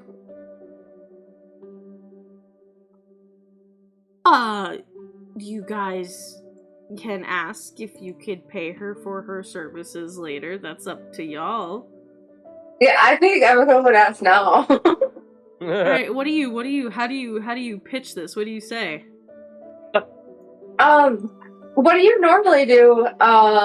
Do you like travel with the circus and everything, or are you from the city? I'm not necessarily part of the circus. The circus is kind of their own group. The carnival that follows, they actually hire individually. I am from Winterbane, actually. They reached out for my services and told me the times and dates to be here, and here I am. Do you have, like a business card or something in case we ever need to approach you for a consult? Oh, yes, one moment. And she goes into, like, this, little bag, and she pulls it out and, hands you, like, a little, tiny, it's not really tiny, but, like, a folded, like, slip of very thick parchment. Here you are. My shop Xander... is... Go ahead. Sorry. No, please continue. I was just gonna say, my shop is, down the street from the college. I don't get much business, honestly. That's why I, come out here and attend carnivals and other events and such.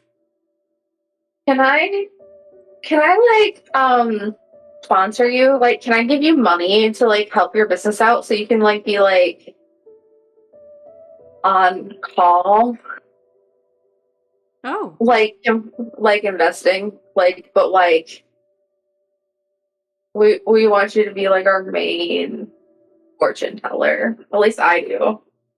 No, I totally agree. That is a fantastic idea. In our line of work, it's nice to have somebody on call that can tell us if what we're about to do is very stupid. Oh, that's, quite a big offer. Also, if you don't mind me asking, are you, like, some sort of divination specialist wizard, or is this just...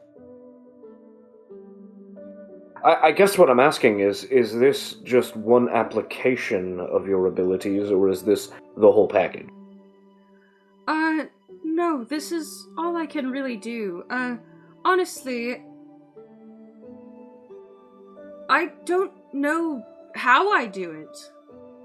It's something that actually started happening to me when I was very young, is whenever I would touch people, I would see flashes of their life in the future.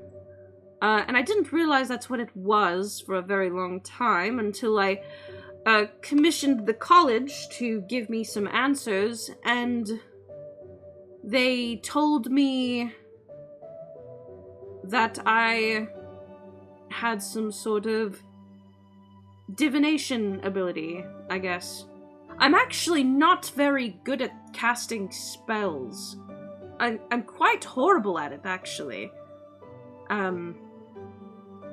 But the reason that because I'm not really good at casting spells, people don't believe my business is real. They think that I'm an illusionist.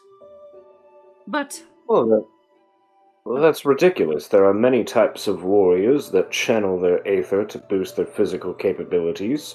These boosts often have a lot in common with spells, but aren't spells, and we do not disregard such things. That's silly. Well, to be fair, most individuals that do fortunes are those doing illusionist things to give the impression, but I'm not.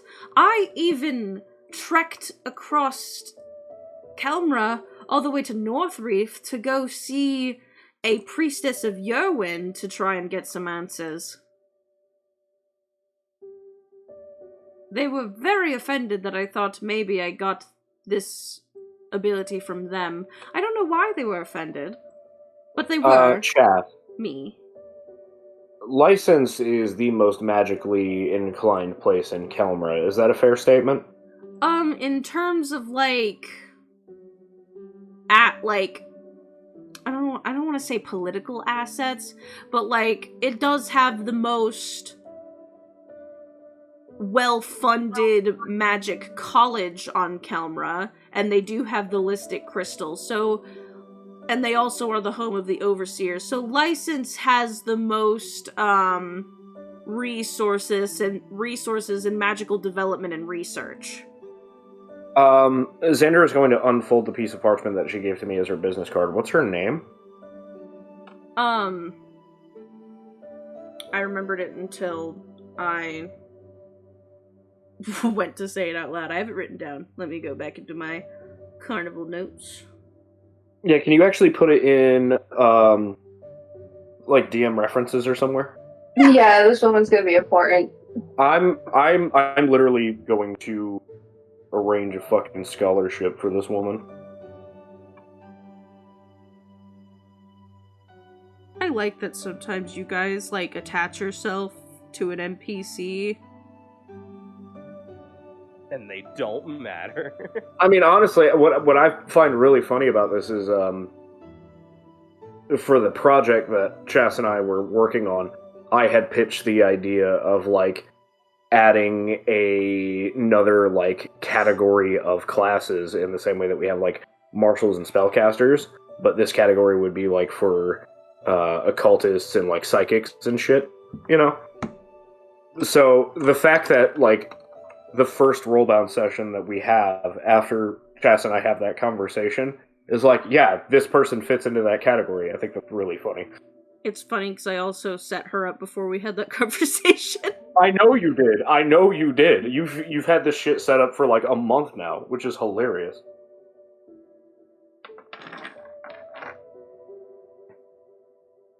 But yeah, once Emiko is finished counting out platinum, Xander is going to pitch in 4 gold pieces to round it off to an even 600, and I assume at this point Emiko presents it to her, yes? Yeah, and it's not platinum, it's all gold. Oh, Jesus. She never lowers her fucking money to platinum. I don't understand. This was given to us as platinum. You went and got it exchanged for gold? Yeah, because it's so annoying to have to, get change all the time. Most of the time I just give people gold because I don't want change. Fair enough. Anyway, here's 600 individual gold pieces. Oh, she takes, that little bag that she has, and then her ferret takes it and holds it open.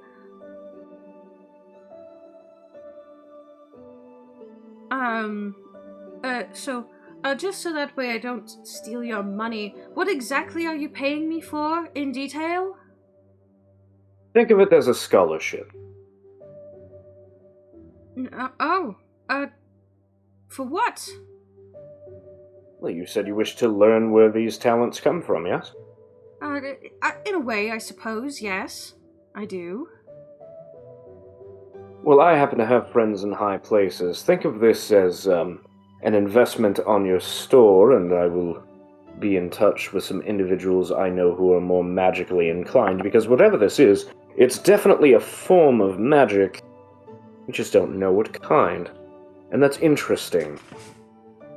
I think you have a bright future ahead of you, and I'd like to, with the help of my friends here, the Silver Lining, I'd like to invest in that future. She looks dumbfounded. She's like, are you sure? Are you... I must apologize. This has never happened to me before. Are you really sure? Of course I'm sure. My dear, this whole situation, helping people, improving the world, leaving it a better place than we found it, that's sort of the whole purpose of why I became an adventurer. Oh, well, thank you. I don't really know what to say. I mean, thank you's definitely one of them, but I feel like thank you's too quaint. This will help a lot. I mean, normally I only charge 2 silver a prediction because most people think they're fake. Understandable. And how will you get in contact? I mean, my address is on the piece of parchment, so I guess you could send it by letter or by, fur drake, but, Oh, I'm powerful enough to send you magical messages even if we're on different planes of existence. Oh, That's not a flex, it's just a fact. Have you have another sending stone? That works. Here, take one of these coins, we'll be in touch. Oh, thank you. Well, it was, nice meeting you all. What are your names? I am Prince Xander of Petrus.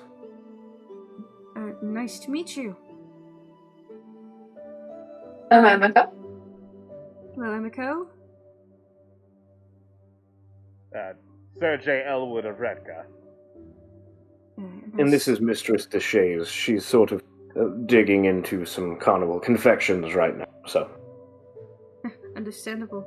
Well, it's on my card, but my name's Anwen. It's a pleasure to meet all of you, and I'm glad my services were adequate enough for this sort of response. Very much so. We'll be speaking again very soon. So make sure to keep yourself safe, yes? Of course. I realize that sounds very ominous, but... I mean, well, I'm scared of the poor girl. You're literally a fortune teller. You probably aren't too terribly worried about ominous events.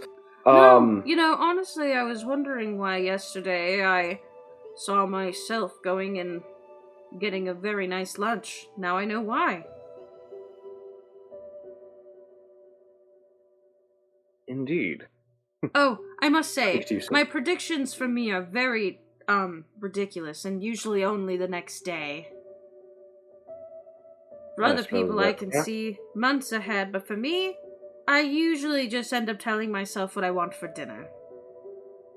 Oh, I totally get it. I can inspire greatness in others, allow them to perform superhuman feats, but cannot do so for myself, so.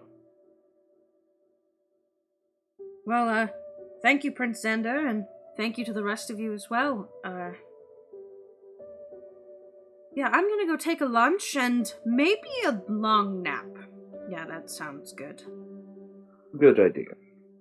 A pleasure doing business with you. Now then, if you'll excuse us. And, Xander's gonna head out. Yeah, and, as you all head out, she follows you, closes up her tent, and, just, walks to one of the places to get food, and she's like, you hear her yell, Bartholomew, you never understand what just happened to me. I need a drink, and I need the fattest sandwich you have. Oh, what a woman. Xander kind of chuckles at this and says, "You know, one day, in the distant future, there's going to be a service where I can go on to some weird magical communication system, leave reviews for individuals in the business. I would love to tell everybody with concrete evidence that this is all very legitimate." Yeah, and with that you continue. And for a while there's actually just a lot of places to get food. There's places selling like giant fried turkey legs. There's actually some selling fried drake legs, which are enormous, enough to feed like 3 people with just one. There is all sorts of places to get even more, like little pastries and things like that. And then Xander's gonna get a drake leg so we can split it, excuse me. yeah, it is enormous. It is 3 times the size of like a regular turkey leg. Hell yeah. And there is also a after you pass Wait. What's up? I'm sorry. I missed what kind of meat it was. What kind of meat was it? Drake. Drake. Drake. Yep. Like, dragon, Drake. Yeah, kind of. Okay. Thank you. Yeah. And after the area of a bunch of like food, there is, you now see you see 2 things. You see a area called a Wheel of Curiosities, and then you also see the strength test. I mean, I gotta go for the Wheel of Curiosities. I'm sorry, I got to. That hammer's mine. Oh, I'm so down.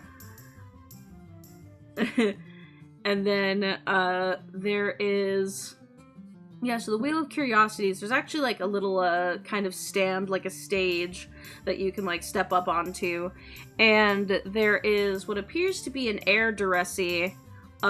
She is wearing a very like, there's actually 2 of them, sorry, I'm like confusing notes from later things. There's 2 heir-duressie and they appear to be twins. Each of them have like long hair that's pulled into a high ponytail, but their ponytails kind of look like clouds, like wispy clouds that follow them. They are standing on either side of the wheel, and people like come up, pay a gold piece, and then spin on this wheel. And even if they quote-unquote lose, the 2 still give them what looks to be a ticket to get one of the food items from the place before. But they are both wearing the same outfit as well, just like altered versions of it, which have these long, I wouldn't call them skirts, they're more like, it's kind of like the tail of a tailcoat without being attached to a whole coat. Like a hat. I guess they would be like a half skirt, but they're just not worn in the same way. With these very like ornate pants, and then they are both wearing these like cropped kind of things with like poofy like these crop shirts that like cover up most of their neck as well, with these very poofy and see-through sleeves. And they're both very like showy about their little wheel. And then but as you walk up, they're like saying things that fucking rhyme. I'm not making up a rhyme.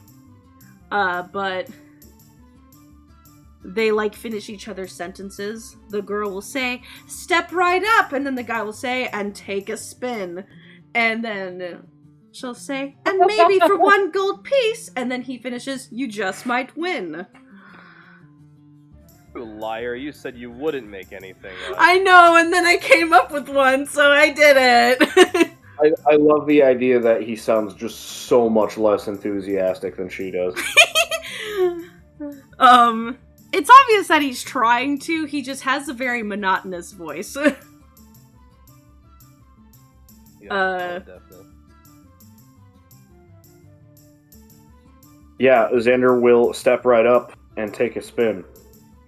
Yeah, and she, holds out, like, a little, it looks like a jar, and you actually recognize this type of jar. It is, you can definitely tell that it's ceramic made in Petrus. Is it good? Yeah, Xander, you literally know the woman who made this. You can tell. My, that is an exquisite jar. From my homeland, no less. Hello, kinsman. Yes, it is. Made by Mama Sky herself. Her shop's still open, too. Oh, for that alone. And Xander's gonna drop a gold into the jar. And she, like, puts it away and says, go on. So what, do I just, like, grab it and rip it really hard, or how does this work? Yep. Just go ahead and grab this little, and she, like, points to, like, a little handle on the wheel. Grab that, give it a real good throw, and watch it spin. Xander is going to take a deep breath, cast guidance on himself, and spin the fuck out of this wheel.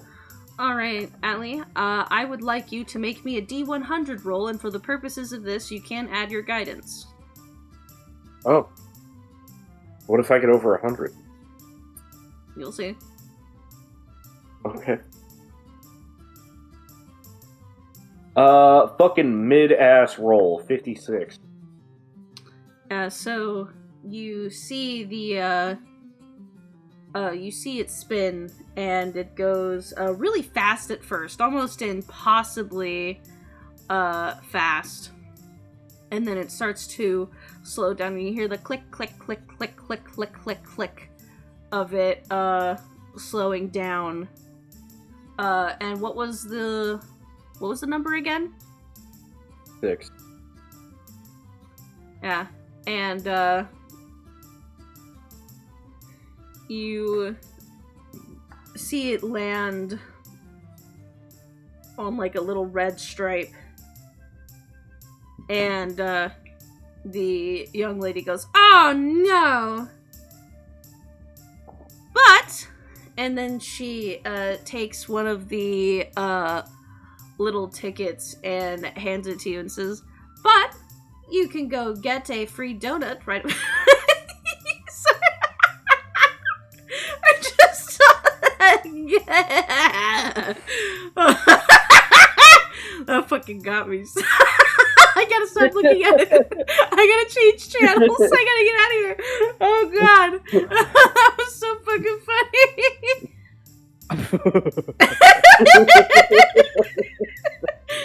Oh god. Anybody ever tell you laugh like fucking Butthead from Beavis and Butthead, Joey?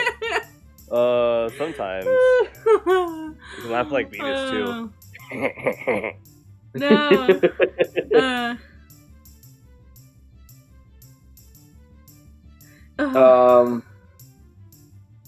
How much is it typically per spin? 1 gold. Oh. Xander squints and says, "Wait. I want to go again." 1 gold, and she holds up the pot again.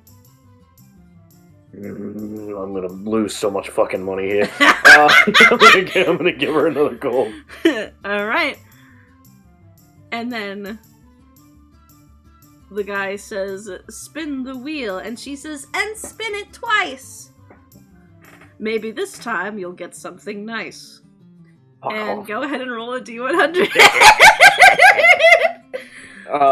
66. Yeah, so you see the wheel again seem to spin, like, impossibly fast. spins really, really, really fast. And as it slows, it lands on a yellow little stripe on the wheel.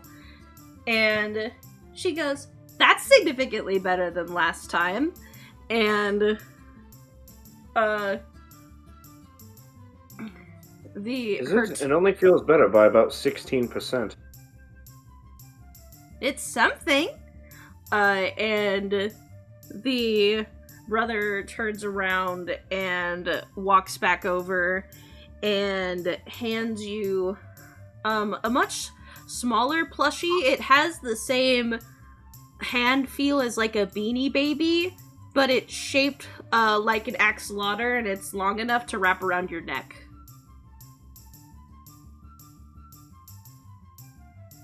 Fantastic. Xander puts in another gold.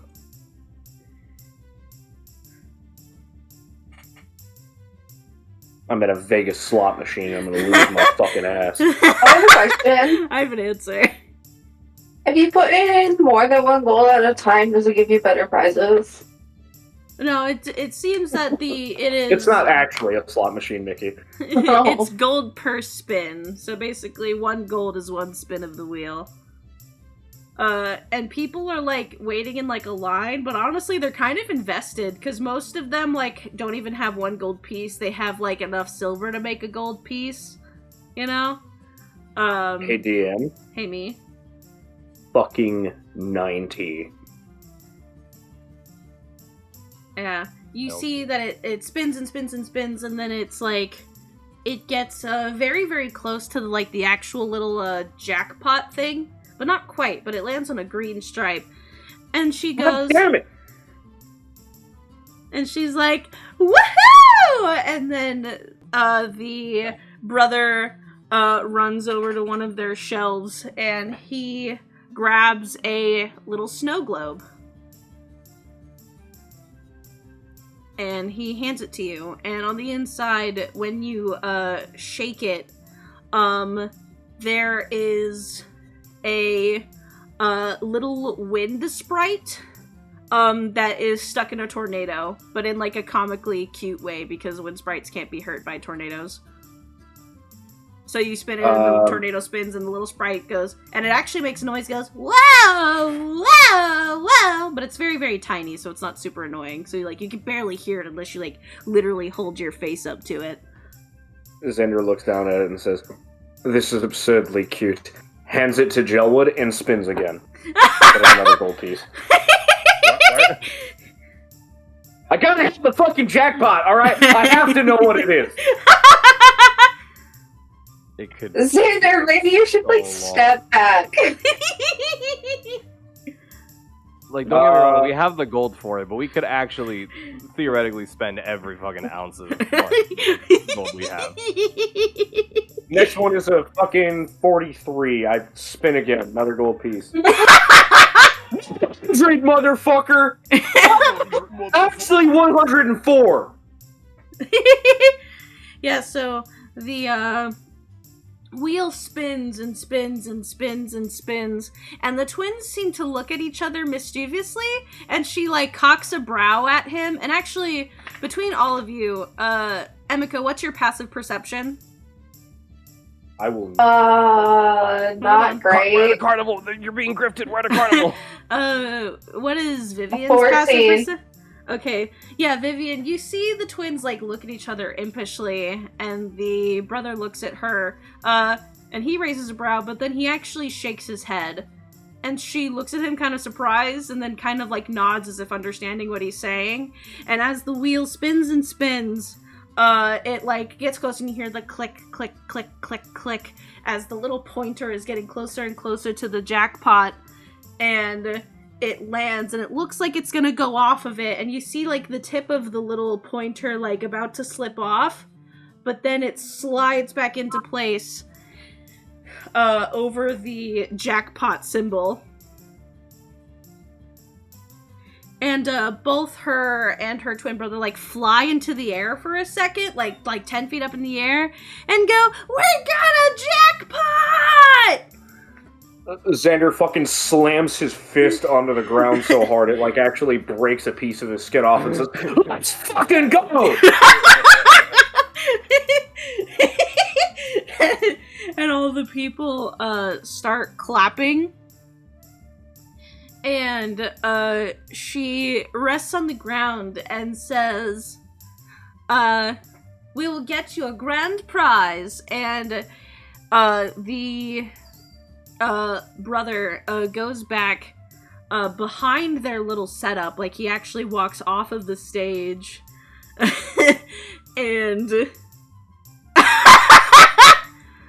and he comes back and he is holding a few things. For one, he is holding a little coin purse that has 2 platinum pieces in it. He's also holding a very... Marble, stop yelling at me.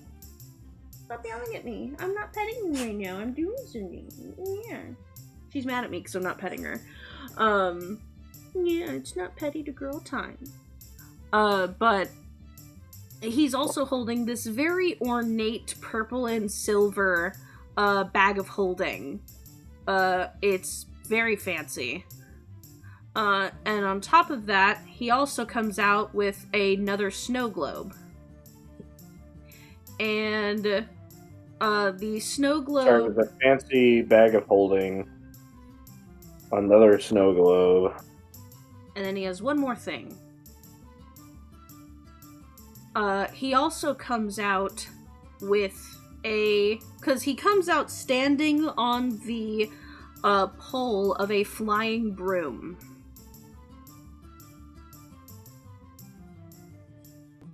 The broom is sleek black with like these little teal symbols on it. And the bristles of the broom are neat and are very fine but very neat. But they do kind of look like they're made out of like burnt fiber. But it almost adds to the aesthetic. And as he like floats out on it, he's kind of riding it like a fucking surfboard, and then he jumps off and goes, "And these are all yours." What was the first thing before the bag? The first thing was a coin purse with 2 platinum pieces in it. And then the plushie was an axolotl, right? Yeah, the plushie that he gave you for the other prize was an axolotl. And the first snow globe was a wind sprite. And Trapped what's in the a- snow globe we just got? The snow globe you just got is actually a little like, the best way I can say it is a chibi drawing of the Duchess of the Air Kingdom. And she has like a big cheesy grin. And the 2 siblings are underneath her, again, like little chibi drawings, also with the cheesy grin. And there's like magic fireworks going off in it every time you shake it.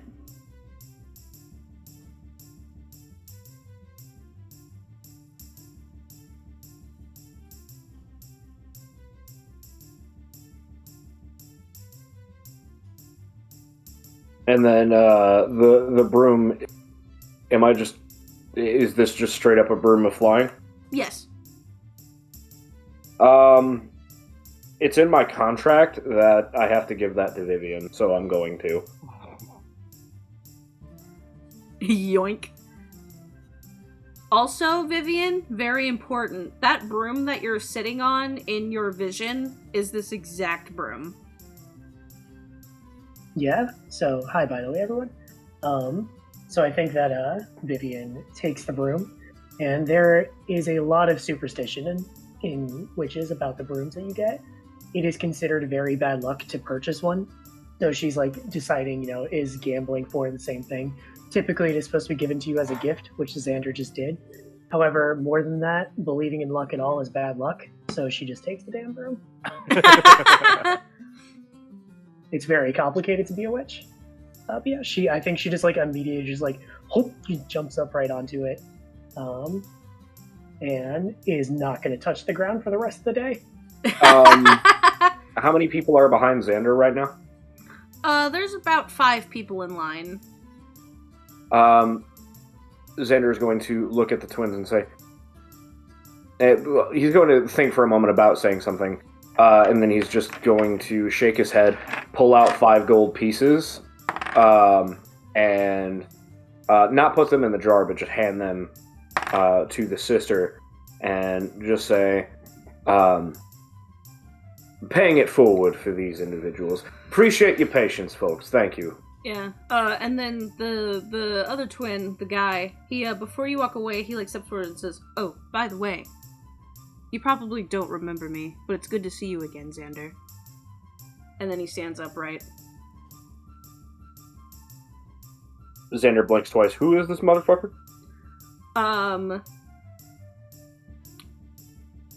I mean, I get their relation. You know, these are the kids of the Air Duchess. But have I met them before? Yes. You actually, I won't even make you roll for this. You take a look at the snow globe, you think about it real hard, and, your mother actually, when you were very young, sent you to, it's kind of like a school. It's not really school. Your mother actually homeschooled you. Big surprise. But, you did go to, like, this little mini, like, month-long, schooling, that's basically, like, it's a tour of the kingdoms to kind of get youth to understand all of them, if that makes sense. Yeah. It's a kind of expensive program, so usually it's only noble children that go on it, or, just those who earned it in some other way, or people that saved up for it, because it lets their kids go to all the other places. And he was on it, and he was kind of like the person you buddied up with for most of it.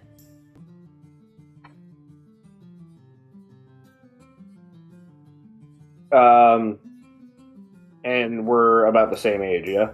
Yeah, he is exactly 1 year younger than you. Yeah. Xander thinks for a moment, gets a look of recognition, smiles and says, "Good to see you too." And then starts walking away. Yeah, because he doesn't make a big deal of it. He immediately goes back to work. But, you know, he seems, you know, very, very happy to see you.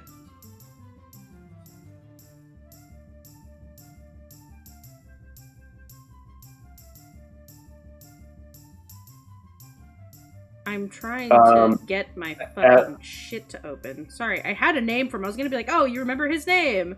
But my fucking shit isn't opening. Yeah, after we get out of earshot, Xander is going to look to Emiko and say, "He's the reason I found out I was gay." You should definitely try something in the next 2 days. What? Come on, that'd be adorable. No, it wouldn't. Besides, Why Kendall not? could kill me.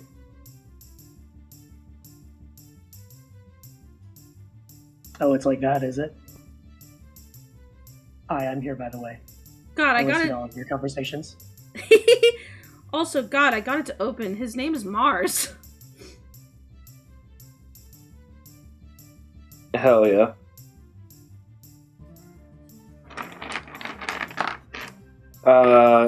Xander shrugs and says, "Besides, it's been damn near 20 years now. And, you know, I'm in a good place with how things are going, so I don't really want to fuck that up."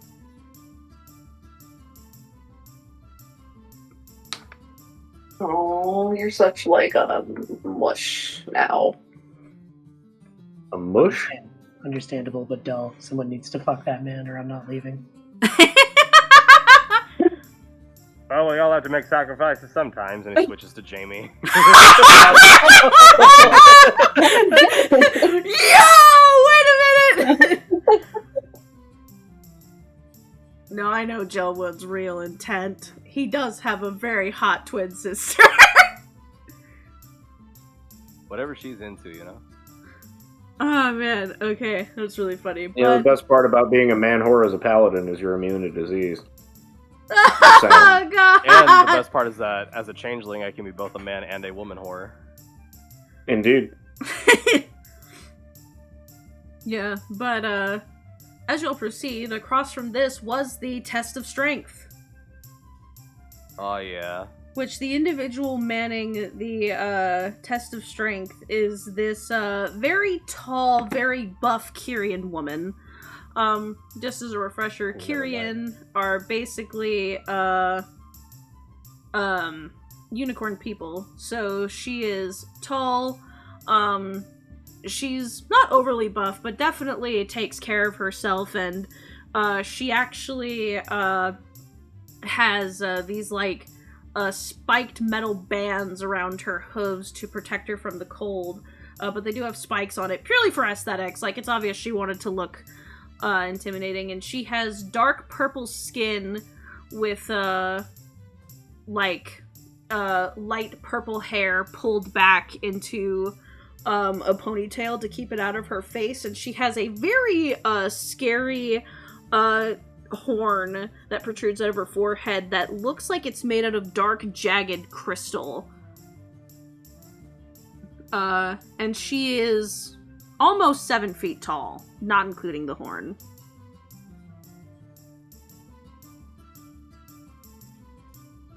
And she is not wearing a coat. She's not wearing a cape. She's wearing, like, a tank top. It's not cropped or anything, with, like, the high neck and the lack of arms. And, like, a belt that looks like a typical, like, fur-lined leather barbarian belt. And then pants that end at the, like, first bend of her digitigrade, I can't say that word, legs. Because her legs do have, like, fur on them, kind of. Because Kyrian have digitigrade legs. Also, she has, like, a horse-like tail, and it's braided.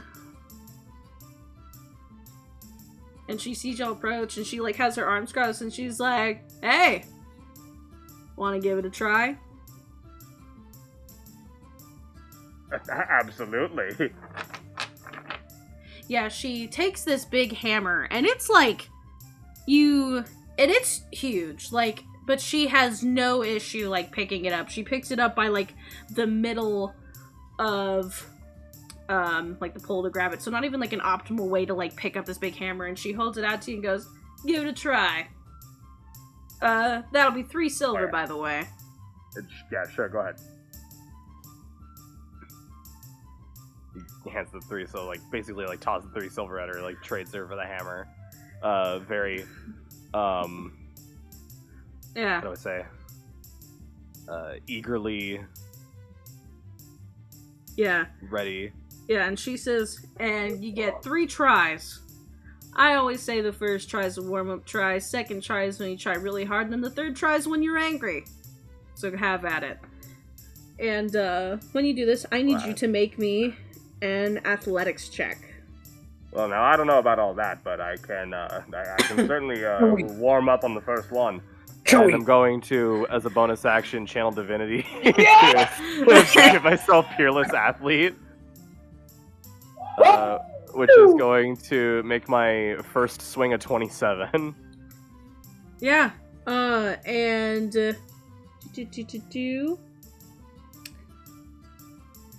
Yeah, you... it goes up pretty far. You get the first notch of the green. There's 3 little things. The highest here, the very top, is like this big bell, but the first one, you can tell that it hasn't been reached all day, because she is very impressed. And she goes, ah, very nice. Now do it again. Hey, yeah, sure. Yeah, Jay, you've got this! I'm gonna give you Bardic Inspiration. Bardic Inspiration? Oh boy. What's that right now? A D8, D10? D8, yep.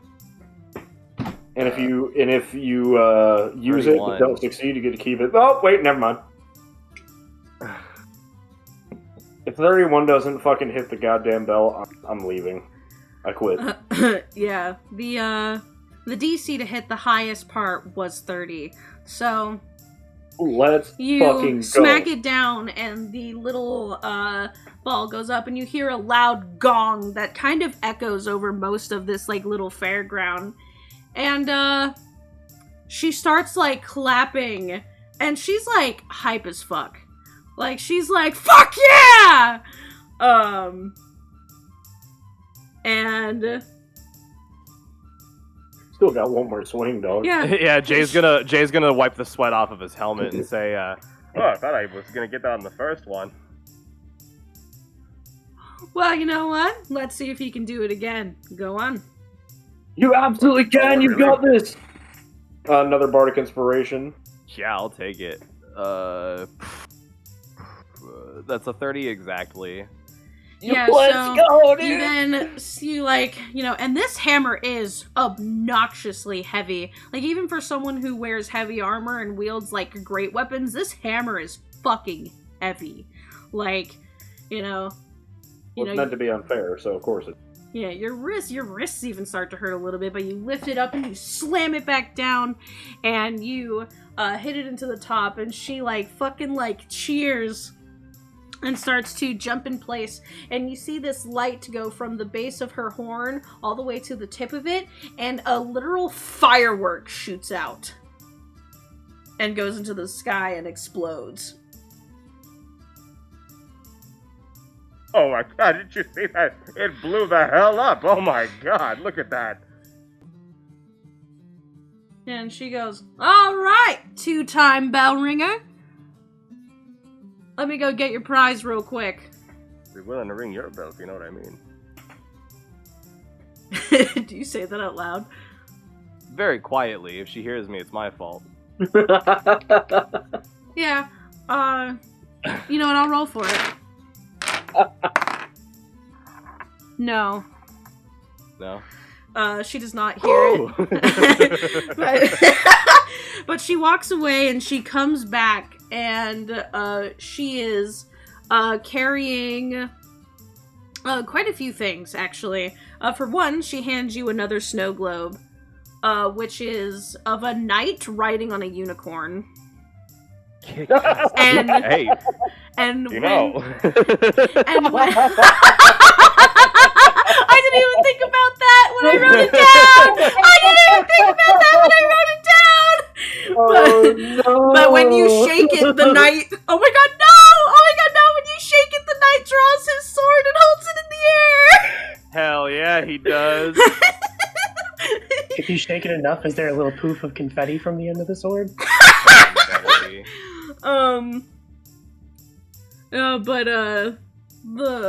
When you do shake it, the knight draws his sword and the unicorn, like, rears back, you know, making it look pretty epic.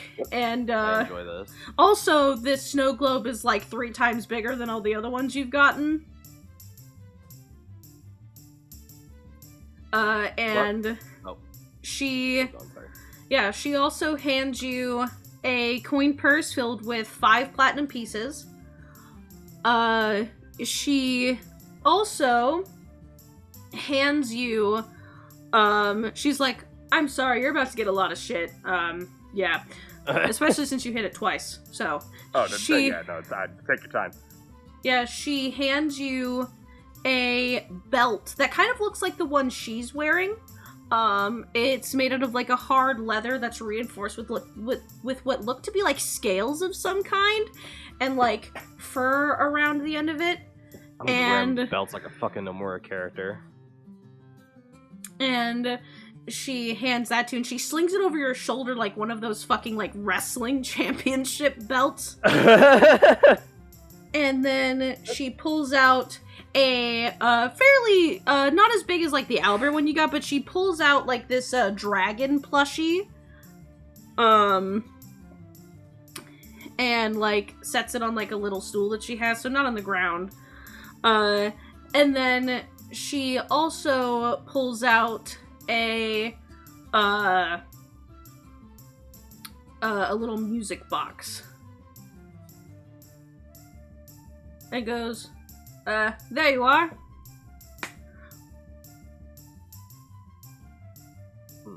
So we got the belt, the snow globe, the dragon plushie, and a music box. Was there anything else?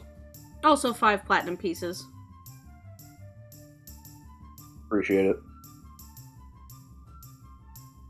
5 EP.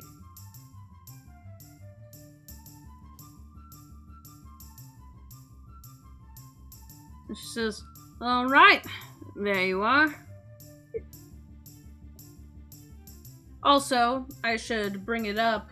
She points, that belt's enchanted.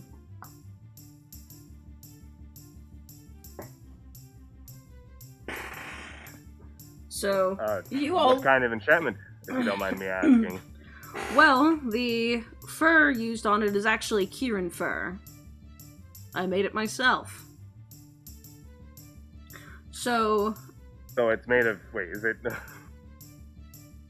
Kieran, not Kyrian. Oh, okay. So, hold up. No, Kieran, not Kyrian. Okay. Significant difference. But to be fair, the name Kyrian is based off of the word Kieran, so my fault. But everything down to the scales to the fur is made from parts of a Kieran. Essentially, what belt? Because you have one of the belts of strength, right? I have a belt of Frost Giant strength. Let's see. Okay, because... Yeah, I have two belts right now. I have a belt of Misty Step and I have a belt of Frost Giant strength. Which is why I made the joke that I'm wearing belts like a Nomura character, because I've got two fucking belts right now.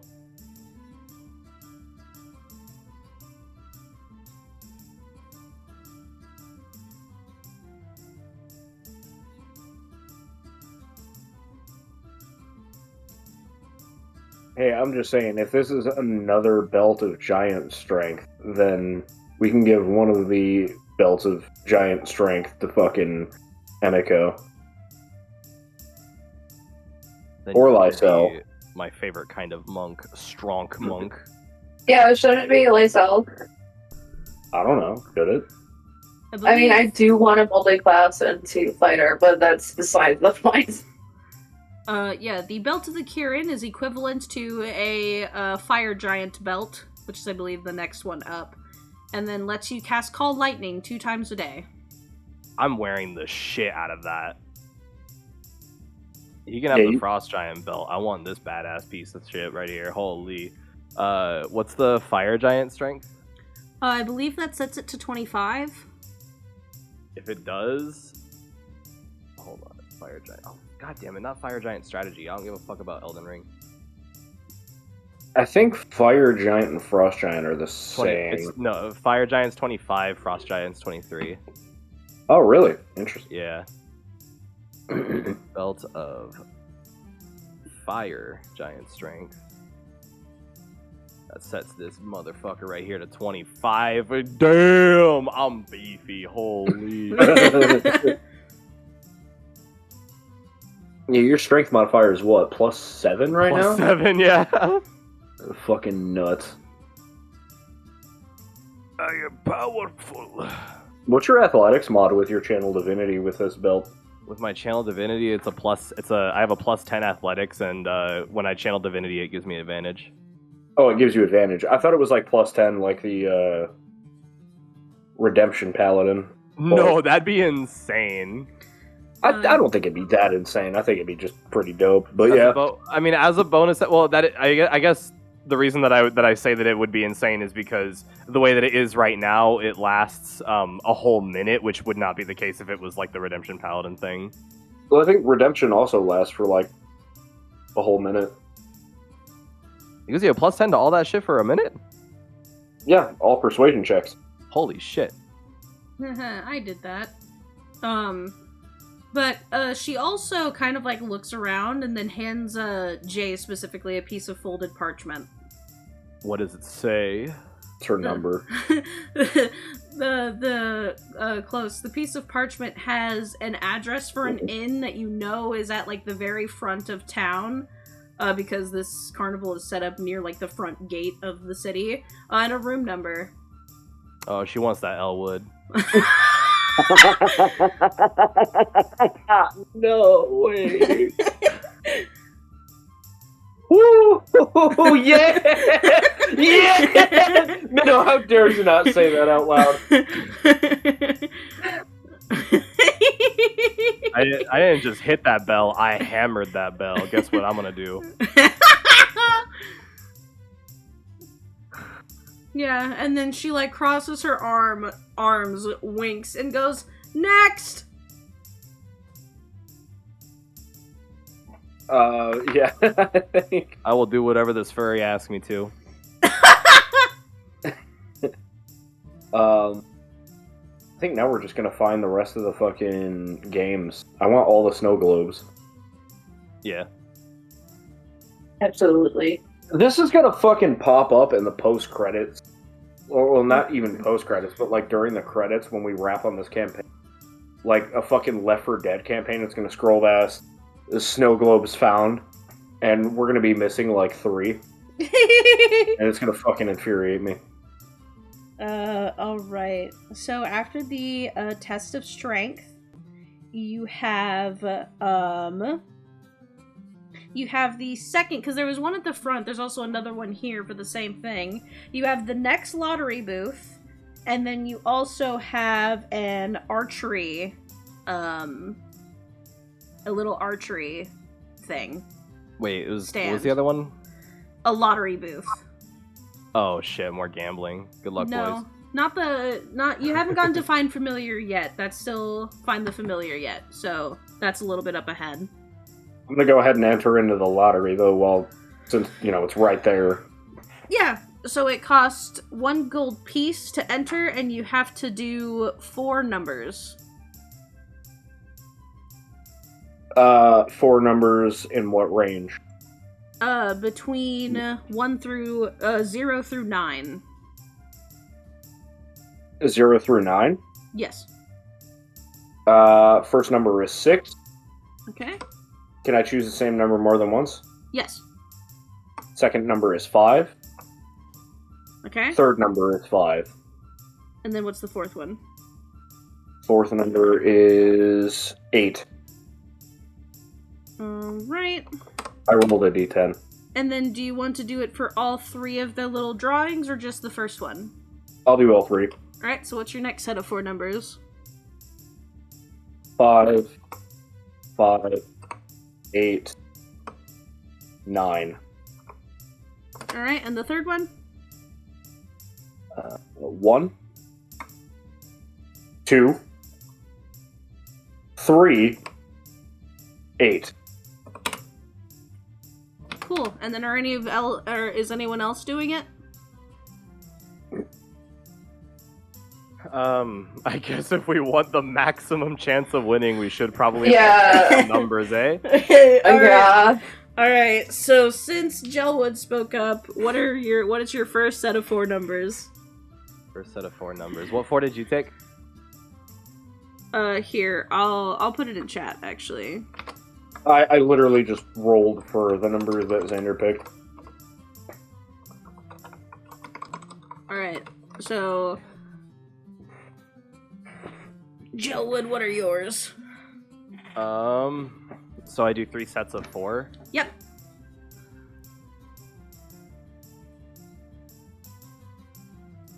And then...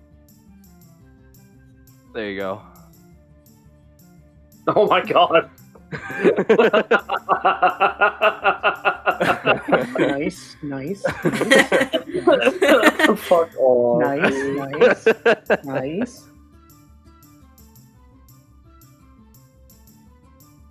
Vivian's gonna walk up to the guy and ask how much for the snow globe.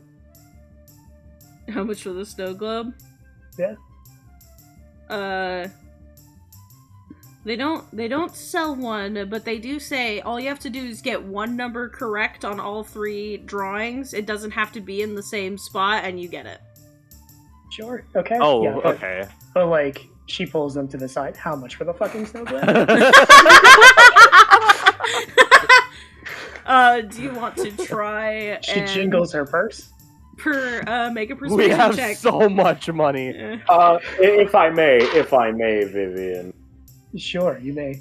Xander is going to walk up to him and kind of get a friendly expression on the face, and then his face gets serious and says, "No, seriously, how much for the fucking snow globe?" I'm not supposed to sell it. It's supposed to be for the game. So you said persuasion, right? Yeah. 30. I don't know, like... Can I just hand him 25 gold?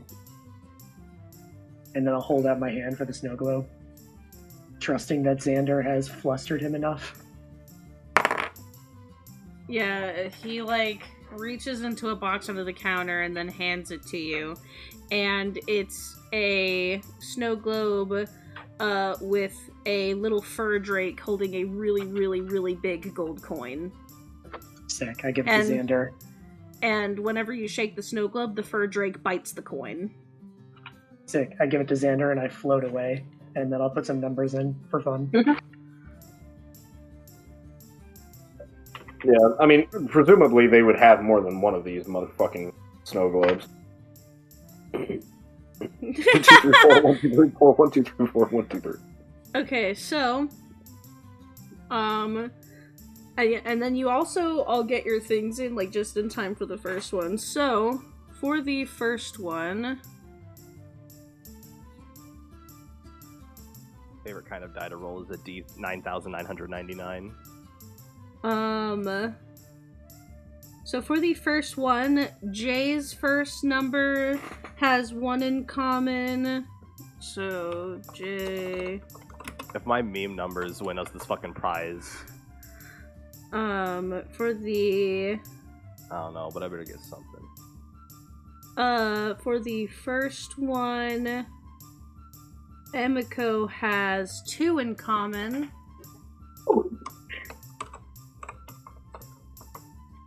Which would also mean that for the first one, Vivian has 1 in common. Meaning that in total, for the first drawing, all of you get... Do you want me to give it per each person, or do you want me to just do the total?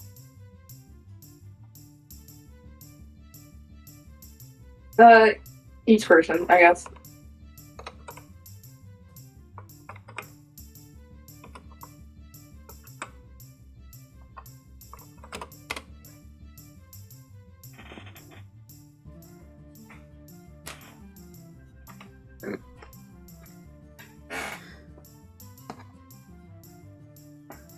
Yeah, but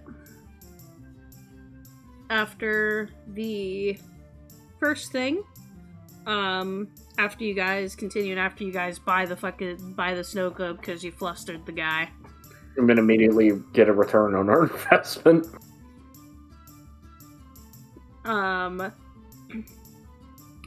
The next thing is the Find the Familiar game, as well as you see a mini performance going on. You see a woman sitting in a sitting on a stool, and she's playing a harp, and she has it like kind of in her lap, and she is she looks to be an elf of some kind, but she has like strange markings on her skin and like a very pale, almost ghostly skin with long hair that goes down in like a braid that goes almost to the floor, with like flowers and stuff in it. And she is singing, and not only is she singing, but there's also like she strums the chords in a very specific way, and you see a bunch of literal ghosts appear around her and harmonize with her as she's singing. And at first some people like jump, but then they like, you know, calm down as they don't leave in this like weird arrangement around her. Really tempted to join in the performance, but I don't think that would be socially appropriate. Yeah, and it's a kind of like spooky song. And then when she finishes it, she goes, "And this one is for the upcoming holiday here in about 10 days. Unfortunately, our lovely little circus will be gone by this time, but here is a song about Caligari. And she starts strumming on her harp again, and it's a much lighter, much prettier melody. And the ghosts get summoned again, and they start doing like a little dance around her, and like kind of singing like a chorus behind her as well. And she sings a much lighter tune melody, but then that also hits all of you that Caligari is in a few days. And we've never played during that time in Kelmra, but Caligari is basically kind of like Kelmra's Christmas. And it's in 10 days. Yeah. And you guys, across from this performance once again is the Find the Familiar game. You see the tent is a little bit larger, and there is, it almost looks like a little obstacle course set up, and there's a kitsune running it. He is rather short. He stands at about 4'11". He has 3 tails, and he has really, really, really tall ears that stand almost perfectly pointed upwards. And at the end of them, they're sparkling like sparklers. And he has like little red lines on his cheeks. And he's like, anyone want to take a game of Find the Familiar? Anyone? Come on, I think you can do it. Oh, I sure will. And Xander will approach. Hello! So, the game is very simple. It is 5 silver pieces, and all you have to do is go into this little, I guess, environment that I've created, and find my familiar. Fantastic. What are the rules? Well, the only rule is that you cannot use magic that sees invisibility, and you cannot use a familiar of your own. But don't worry, my familiar is not invisible. It's that other aspects that make the environment set up and look the way it does would be ruined with invisibility. Sight is all.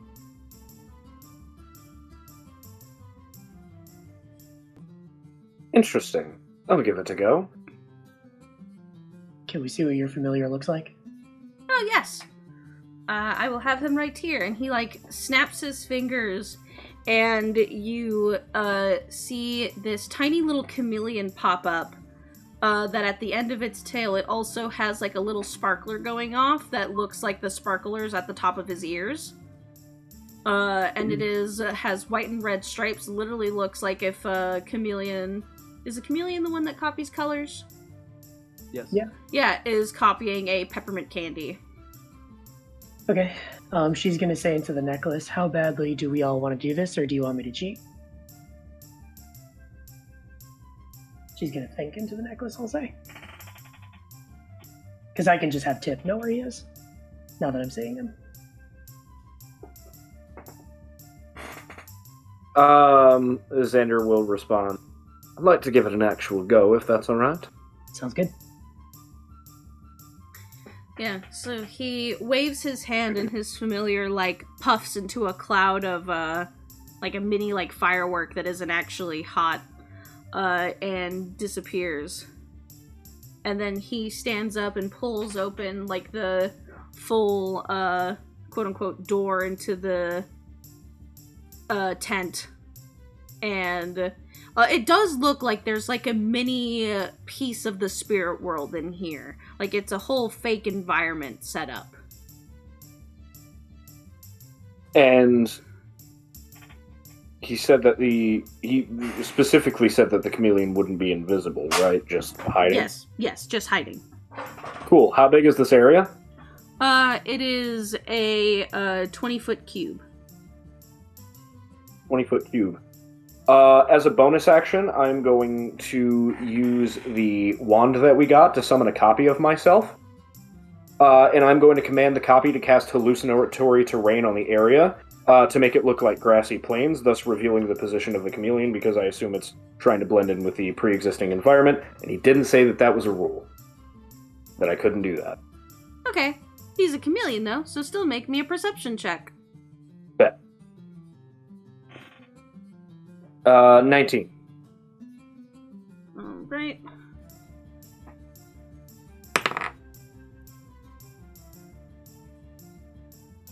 Okay, well, the chameleon got an 18 on a check to hide, so even when you change the terrain, you don't see him right away, and then you remember that his familiar was a chameleon, so he's not invisible, but he can camouflage. So you kind of start to look around through the grassy plain, and then, like, maybe you, like, feel the grass and look around, and when you do, after about maybe like 2 minutes of searching, find him, and then he pops out of the little grass patch he's in and goes blah at you. Yeah, to clarify as well, hallucinatory terrain states that anybody who knows it's an illusion, the illusion appears faint. So if the chameleon is blending in with the illusion would be faint, but he wouldn't be, sort of the logic there. Unless the chameleon sees through the illusion, of course. But anyway, yeah, Xander, so the chameleon, like, sticks its tongue out at Xander? Yeah. Yeah, I think Xander snaps his fingers and, because I've already found him. Well, that could be in violation of the rules, so I think he just picks the chameleon up. And I'm gonna give him a little treat, just a little bit of cracker. His tongue, like, flicks out and grabs it and puts it back in. And the kitsune individual starts clapping and says, "Very good, and you did it in under 5 minutes. Here you are." And he hands you a snow globe. And Yes. he also hands you a little plushie of a chameleon. Does it look like his familiar? It does. Based. What's the snow globe of? The snow globe is of a fox spirit prancing through the snow, and when you shake it, it prances in a circle. And it also has a chameleon on its head.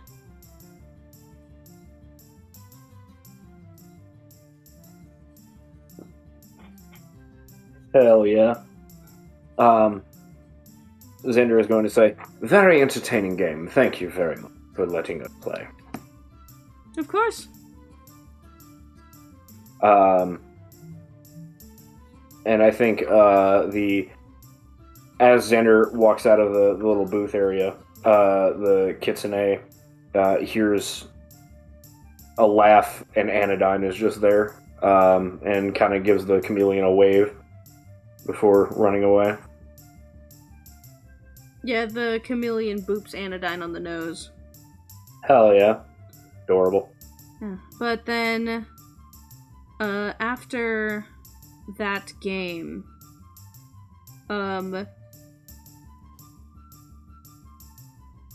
there is one more game. Archery, right? Yes. Is Xander technically the best archer here right now? Would I not think so. surprise me. Yeah.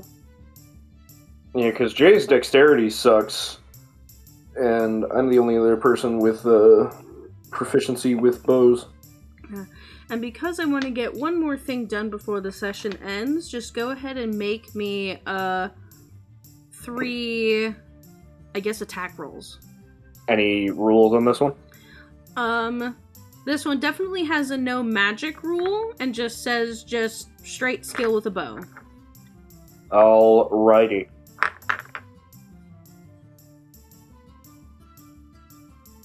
That is a fucking... What the hell is my bonus with a bow right now? +5, so that's a 24 for the first attack. Alright. Just give me all three. Dirty 20 for the second. And an 18 for the third. Yeah, so you hit all three targets fairly close to the bullseye, pretty much in the red. And you are given a final snow globe. You are also given I'm trying to explain. You get like a mini kite that is shaped like a bat. And then you also get a hooded, there's fur on the inside, but not the outside, and along the rim of the hood, a cloak.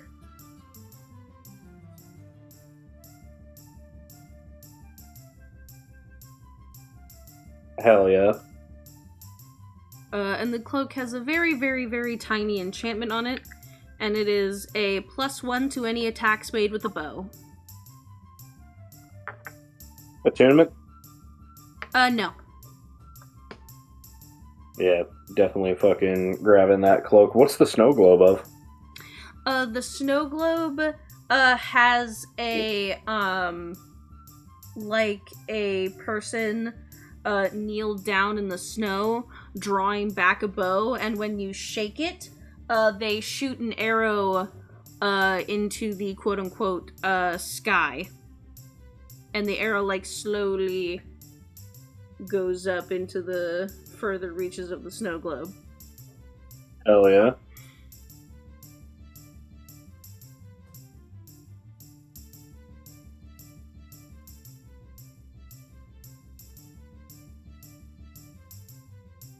Yeah, and after that game, there is a bunch of little, gift shops and whatnot.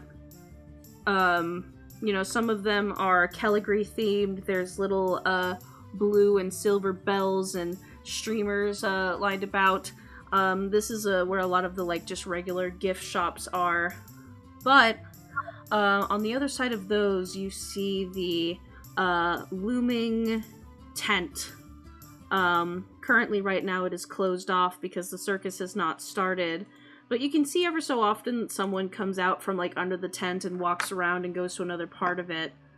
And there's, like, a little, back part of the tent. That's, like, lighter blue, almost gray. That definitely doesn't have as much attention drawn to it because it's not, like, the main big top. It's not where the show's gonna be. You get the feeling it's, like, I guess the best word is for, like, a backstage. The area over here is a lot more dim, because again, this isn't really where the big,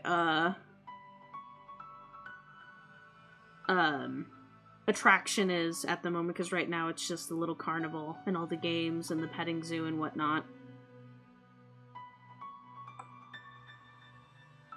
But you do see that there are people kind of, I don't want to say skulking around here, it's just, they are working, obviously.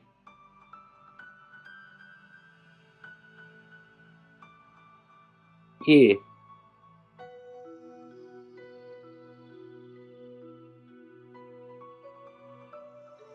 And, I guess I should say, my intent with this is you all did say that you wanted to try and join. Just so that way I'm not being like, oh yeah, here's that. I'm not gonna tell you why I'm telling you why it's there. Yeah, fucking Xander's gonna go in. Yeah. So, do you walk to, like, the big, like, main attraction tent, or do you go to the slightly smaller one that's connected to it in, like, the back? I guess we'll start with the slightly smaller one in the back. Because you said that was, like, a backstage area? Yeah, that looks like how it's set up, because that's also where a lot of these people that you see coming in and out are, like, hovering. Yeah. I'm gonna make a roll real quick.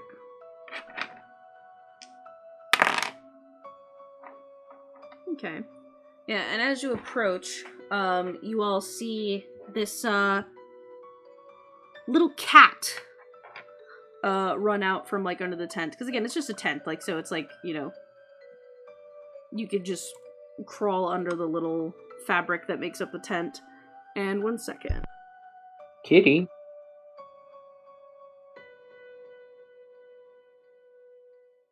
And the cat looks like this. A, like, long-haired, kind of brown tabby cat, except for the fact that she has really big, blue eyes. Very, fluffy, almost in a way that, like, says sophistication. Very fluffy fur. You know, she walks in the snow in a way where it seems like she's trying not to get snow on her fur. Very careful and light steps. I'm gonna cast Speak with Animals and say, Greetings, Your Majesty. Do you happen to know where an individual such as myself and my friends here would go if we wish to join the circus? Yeah, and the cat kind of, like, swirls her tail around the front of her and kind of curls it around her paws, and she says, "You don't need a spell to talk to me, darling. I can do that all on my own." Well, okay, in fairness, that's not very common, but good to know. You're right, it's not. I am quite the specimen, aren't I? You are indeed. Yes, truly. That's why I run this show. Viren thinks he does, but it's really me. And what was that you said? I actually came out to tell you that you're not supposed to be back here, but what did you say? Oh, that, my friends and I would like to join. She, like, kind of, like, peeks around and looks at the rest of you and then back up to you. Make me a persuasion check. Easy. 20. Join the circus, you say? Well, we did have a few people quit recently. Oh, shit, sorry, I have advantage on that because of the mask. Yeah, it's still 20. Okay. Well, I guess I can have you speak to Viren. He's my appointed, hiring manager. My name's Damsel, by the way, but if you want to join the circus, first point of initiation, you must carry me to his tent. I cannot walk in this snow. It's beneath me. Fair enough. Do you have a way that you prefer to be carried? Oh, I got a way. And I pick her up and I put her over my shoulder, fireman style. Yeah, and she, like, kind of adjusts and then, like, turns her hair, the all fluff one-handed, of her... by the way, because fire giant strength. Yeah, the fluff of her tail, like, gets in your visor for a second, and then she literally, like, sits on your shoulder properly. Not a way to carry a lady. Also, my name... Did I say my name's Damsel? She, like, licks her paw. I don't remember. Yes, you did. Excellent. Well, just in case you don't remember it, once again, my name is Damsel. We know. You must know, and you must make sure to say it right. I also, if you're going to join the circus, you also must know that I need to be brushed at least 4 times a day. Yeah, we're gonna talk to, what did she say, Viren? Viren. It's better. I'm honestly saying it wrong, but also, I'm not saying it wrong. She's saying it wrong. I should. Oh god, my thing just dinged at me. Stop it. And 1 second. But yeah, she like is yapping y'all's ear off. Just saying shit. And she tells you like what way to walk around the tent. You see a few other individuals looking over at her, yapping at you, and then they some of them roll their eyes, and then some of them like chuckle to themselves. She's a waffler, that's for sure. And in like the tree line on the other side of this tent, there's actually a smaller, and you couldn't see it from the other side, but there's actually like a smaller, dark red tent built very closely to the larger gray one.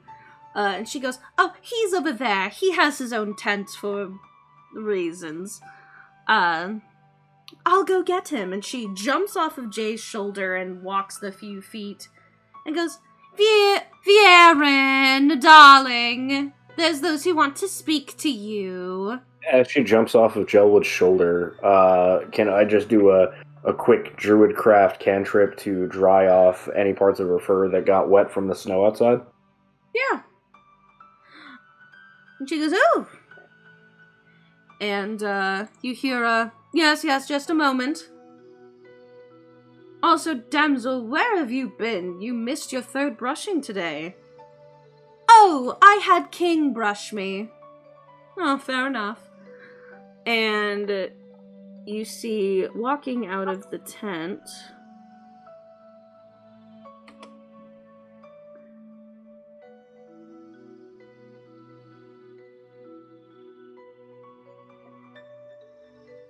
you see a tall man who looks like an elf, and he has kind of like side-swept, very dark black hair that's a little bit short, mostly parted to one side. He has very light red eyes with very noticeably lighter colored pupils, and he has 2 little black dots under each eye. And he's wearing a very, very well-made red coat with like a flared out collar with a nicer dark gray black clothing underneath. And has these earrings on that look like the symbol of Guinevere, but they are just like a black, I guess, line art. It's just like the outline of it, but they are definitely the symbol of Guinevere. And he's wearing a top hat on his head. I just hate drawing hats, so I didn't draw it. And he walks out and he goes, "Well, hello. Sorry if my cat here gave you any trouble. My name is Viren. I am the ringmaster of the circus. I'm also the one who organizes everything." And then Damsel goes, "Ahem! Oh yes, I'm sorry. I am Damsel's advisor." And then he kind of gives a wink. "Oh, but of course, and I assure you, Miss Damsel was most pleasant throughout all of our interaction. I'm very happy to have met. It's a pleasure to meet you, Viren. I am Prince Xander of Petrus, and we are the Silver Lining. And, well, frankly, we'll just cut to the chase. Like to join your circus, actually." "Oh, how cute." He claps twice and says, we did just have a few people quit." And then Damsel goes, "That's what I said, Viren." "Yes, I know. I'm sure you did, darling. But that's a very random request, and the circus, officially the show is in 3 days, so that is quite a short time to get you arranged any sort of show. You did seem to address yourselves as a group. Is that some sort of stage name of some kind?" "No, we're adventurers." "Oh, very nice, very nice." Vivian, would you be so kind as to make sure that nobody outside this room can hear us?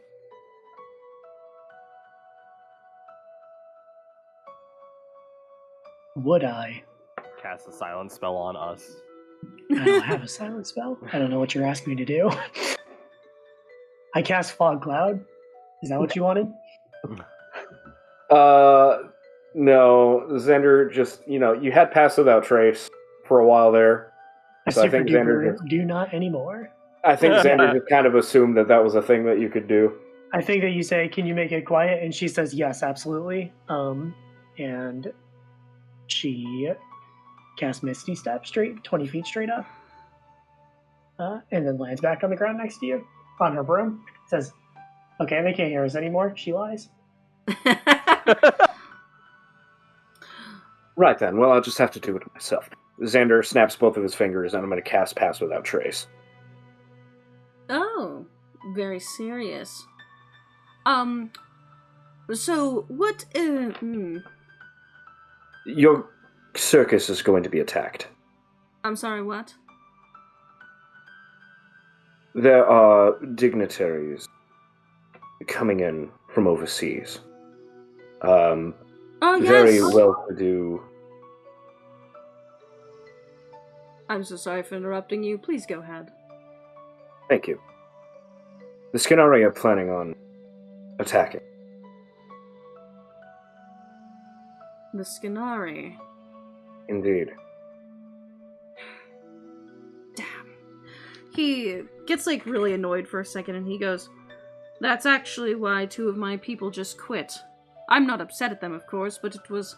They've heard about the heightened activity, shall I say, and license, and, well, left, and I don't blame them. I even gave 2 of my other performers the chance to quit, and they adamantly refused, not wanting to be scared off by such things. I also know about the family coming to see our show. That's why we've made such intense preparations." Viren, I'm going to cut to the chase. I have a personal vested interest in the complete and total annihilation of any and all Skinari on the face of Teosia. Quite a lofty goal, I know, but we must start small with such things, and we cannot do it alone. We got wind of their plans after assaulting one of their camps in the depths. So, let's just say we have first-hand information of this attack. They are not easily dissuaded. So, while we would very much like to join your circus simply for the fun of it and in the spirit of pleasing the masses, our actual objective is as cover. That way, when the attack happens, you may have our blades at the forefront ready to defend all lives involved. I see. Well, I need not much convincing. However, if you are going to join for cover, then you might as well make it look like you're part of the circus. And he, like, snaps his fingers and goes, "Come, follow me." Xander will follow. Yeah, and he walks over to the larger gray tent, and he kind of, like, steps in and goes, "My friends, I need all its attention, please." And you see a bunch of individuals kind of, like, swoop in. Notably, you see a lion walk up, like a full-ass lion, kind of, like, saunters up from sleeping somewhere on the floor. And also, I'm going to post another image that shows this map without the big tent on it, so that you can see what this bottom little room looks like. There's a bunch of rugs on the floor that kind of make like a floor. There's a bunch of bedrolls on the ground, and then there's a bunch of like little makeshift vanity tables set up. There's streamers everywhere. This definitely looks like the way that a performers would decorate their backstage, and the rugs are very random and crisscrossed over each other on the floor. And there are several, but still kind of few in terms of a big performance of individuals running around. There is, again, the lion who comes up and he goes, "What is it, Viren? I was taking a nap." You also see the woman that you saw performing earlier, actually, kind of like literally float in, and she like pulls her braid over her shoulder, and then like you see a bunch of skeletons follow her, and they start kind of like preening her, like fixing her hair, adjusting it, and she's like, "Yes, this must be important, considering that you interrupted your beauty sleep to call this meeting." And you see 2 more individuals walk in. You see a kind of half-elf man that looks a little more rugged, and he has a whip at his hip, and he's also helping, like, he's also, like, got this little, like, sugar glider in his hand, and he's, like, talking to it, and then he, like, walks up. You also see a Aetherkin individual, who is taking off a set of clown getup and has like a little bit of makeup smeared on their face, still wearing a mask, and it's like a half black, half white mask, so you can't see their face, and quickly ties the sleeves of their like whole one-piece garment, so that way the pants parts stay up, and then runs over, and then there is a dragonborn who is over 7 feet tall, who is buff as hell and covered in tattoos. And he's just straight up not wearing a shirt. And he was, like, lifting up, weights on the other side of the room, and he, like, drops them on the ground and walks over. And, they all, then you see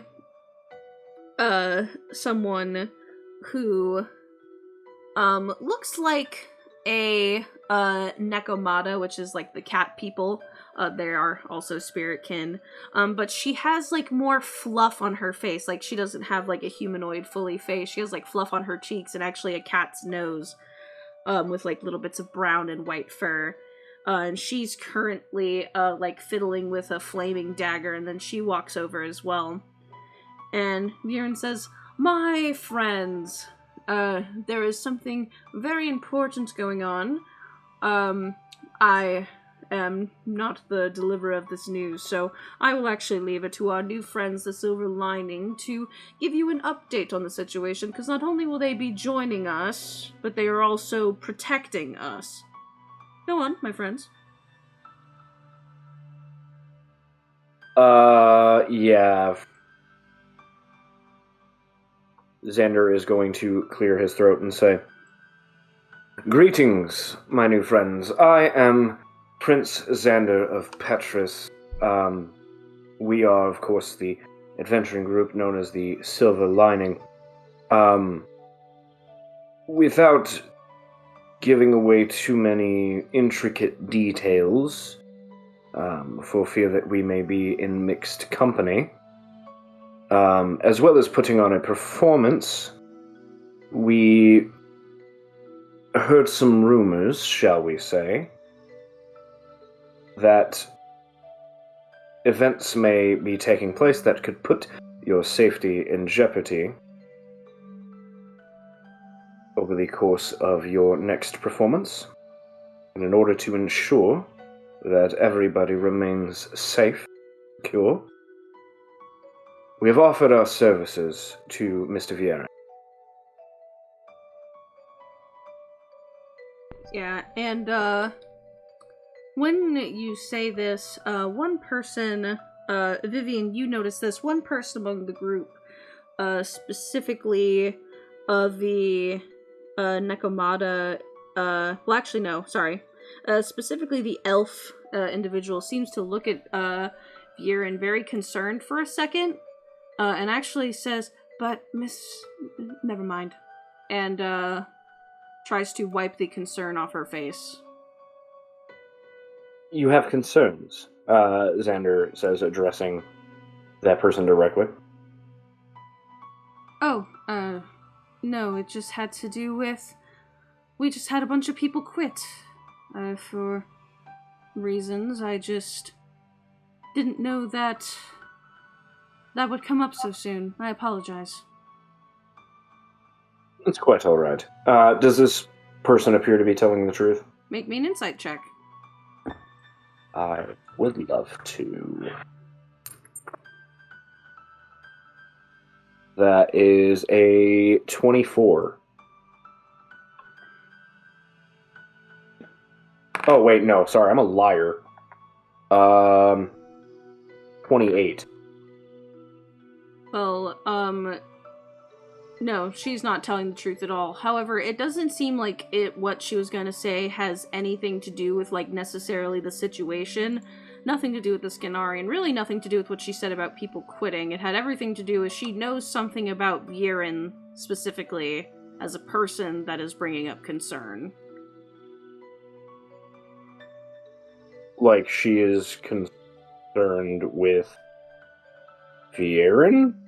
Can Vivian just say we don't care that he's a vampire? Yeah, go for it. Vivian just says that. We don't care that he's a vampire. He's a what? You say in front of the person that immensely cares about vampires. Hey. But genuinely, everyone in the room stops. And We have slightly bigger problems than that, and the circus seems to be functioning well enough. As you can tell, we are also all a little bit strange ourselves. It doesn't matter to us. What does matter is what my friend here is saying, that we have an important job to do, and that we will not be hindered in doing so.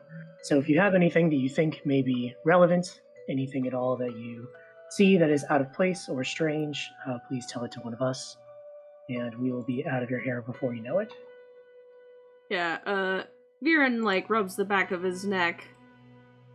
And, at first, the individual looks like a little upset. Mainly not at any of you, but it seems at herself. And he goes, "Need not worry, Elincia. It's totally fine, as long as you are all willing to keep an open mind. It seems that you have had interactions with vampires before." Yes, our friend here will have some questions for you. I will be present when he asks them. And I look at Jay. Jay's eyes have kind of been smoldering embers for since the mention of vampires has been brought up. You probably don't even feel it because she's so weak, but you hear a little ding on your hip, and she says, "Sir Elwood." What? I'll be present when you ask her questions. Oh, is there something wrong with my hatred? Well, not right now. Generally. Look, the point is, we came to a circus, not Parliament. So, we understand there will be things that we don't understand, and that's fine. We're not here to get involved in your personal business, unless you want us to. We're here to protect, and to stop a bigger foe. Right, of course. Again, as long as you're willing to keep an open mind. We can talk about that more in depth here in a moment. But everyone, make sure that you keep this under wraps, and after the carnival festivities are over, we'll begin the Silver Linings training and being members of the circus. Alright, dismissed. That's all I needed to let you all know. One quick moment. Could I just have everyone gather in this circle right here? And Xander takes out, actually, I don't even think he takes anything out. I think he's just going to cast Major Image and just create a,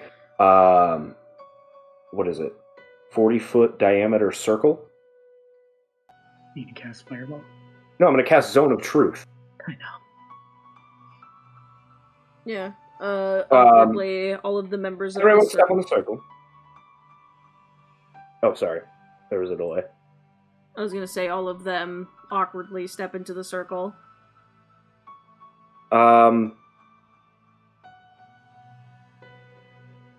Anybody who resists this spell, just know I will know. Capiche? Great, glad we have an understanding. Cast Zone of Truth. Now, any of you working with the Skinari or anyone associated with the Skinari? Everyone says no. Fantastic. And then Xander slowly looks over at Viren, who would have also been in the circle too, if that wasn't clear. Yeah, that's why I said everyone says no. Okay, just making sure. What about the cat? She's there. She also says no? Yes. Good. Sir Elwood, do you want to ask any questions of Viren as well while we're here? The rest of you can go, thank you. Wait, what? I guess we're past 10, so if you want to think about it for a week. Yeah. Oh, I didn't hear what Ali said just then. You were being, Vivian asked you if you wanted to ask Viren questions while he was standing in a Zone of Truth. Right, but Ali said something else after that. And Oh, it I was sounded telling in everybody else they character. could fuck off. Oh, okay. Just leaving Viren? Then, yeah, he's gonna ask, Is anybody in this troop affiliated with a turf war of sorts going on in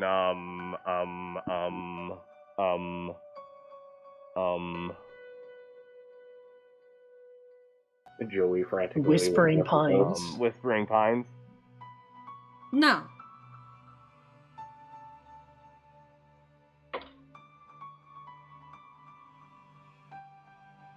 I Does genuinely. anyone know of the two parties that are affiliated in such a feud? No. your witness. I am the only vampire here, and I do not affiliate myself with the vampires. I'm the only vampire I know, other than I guess the person who turned me, but I don't know where he is, so... What's your favorite type of blood?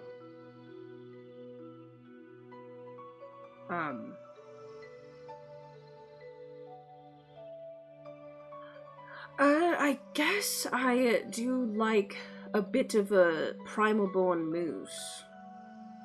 That's pretty good.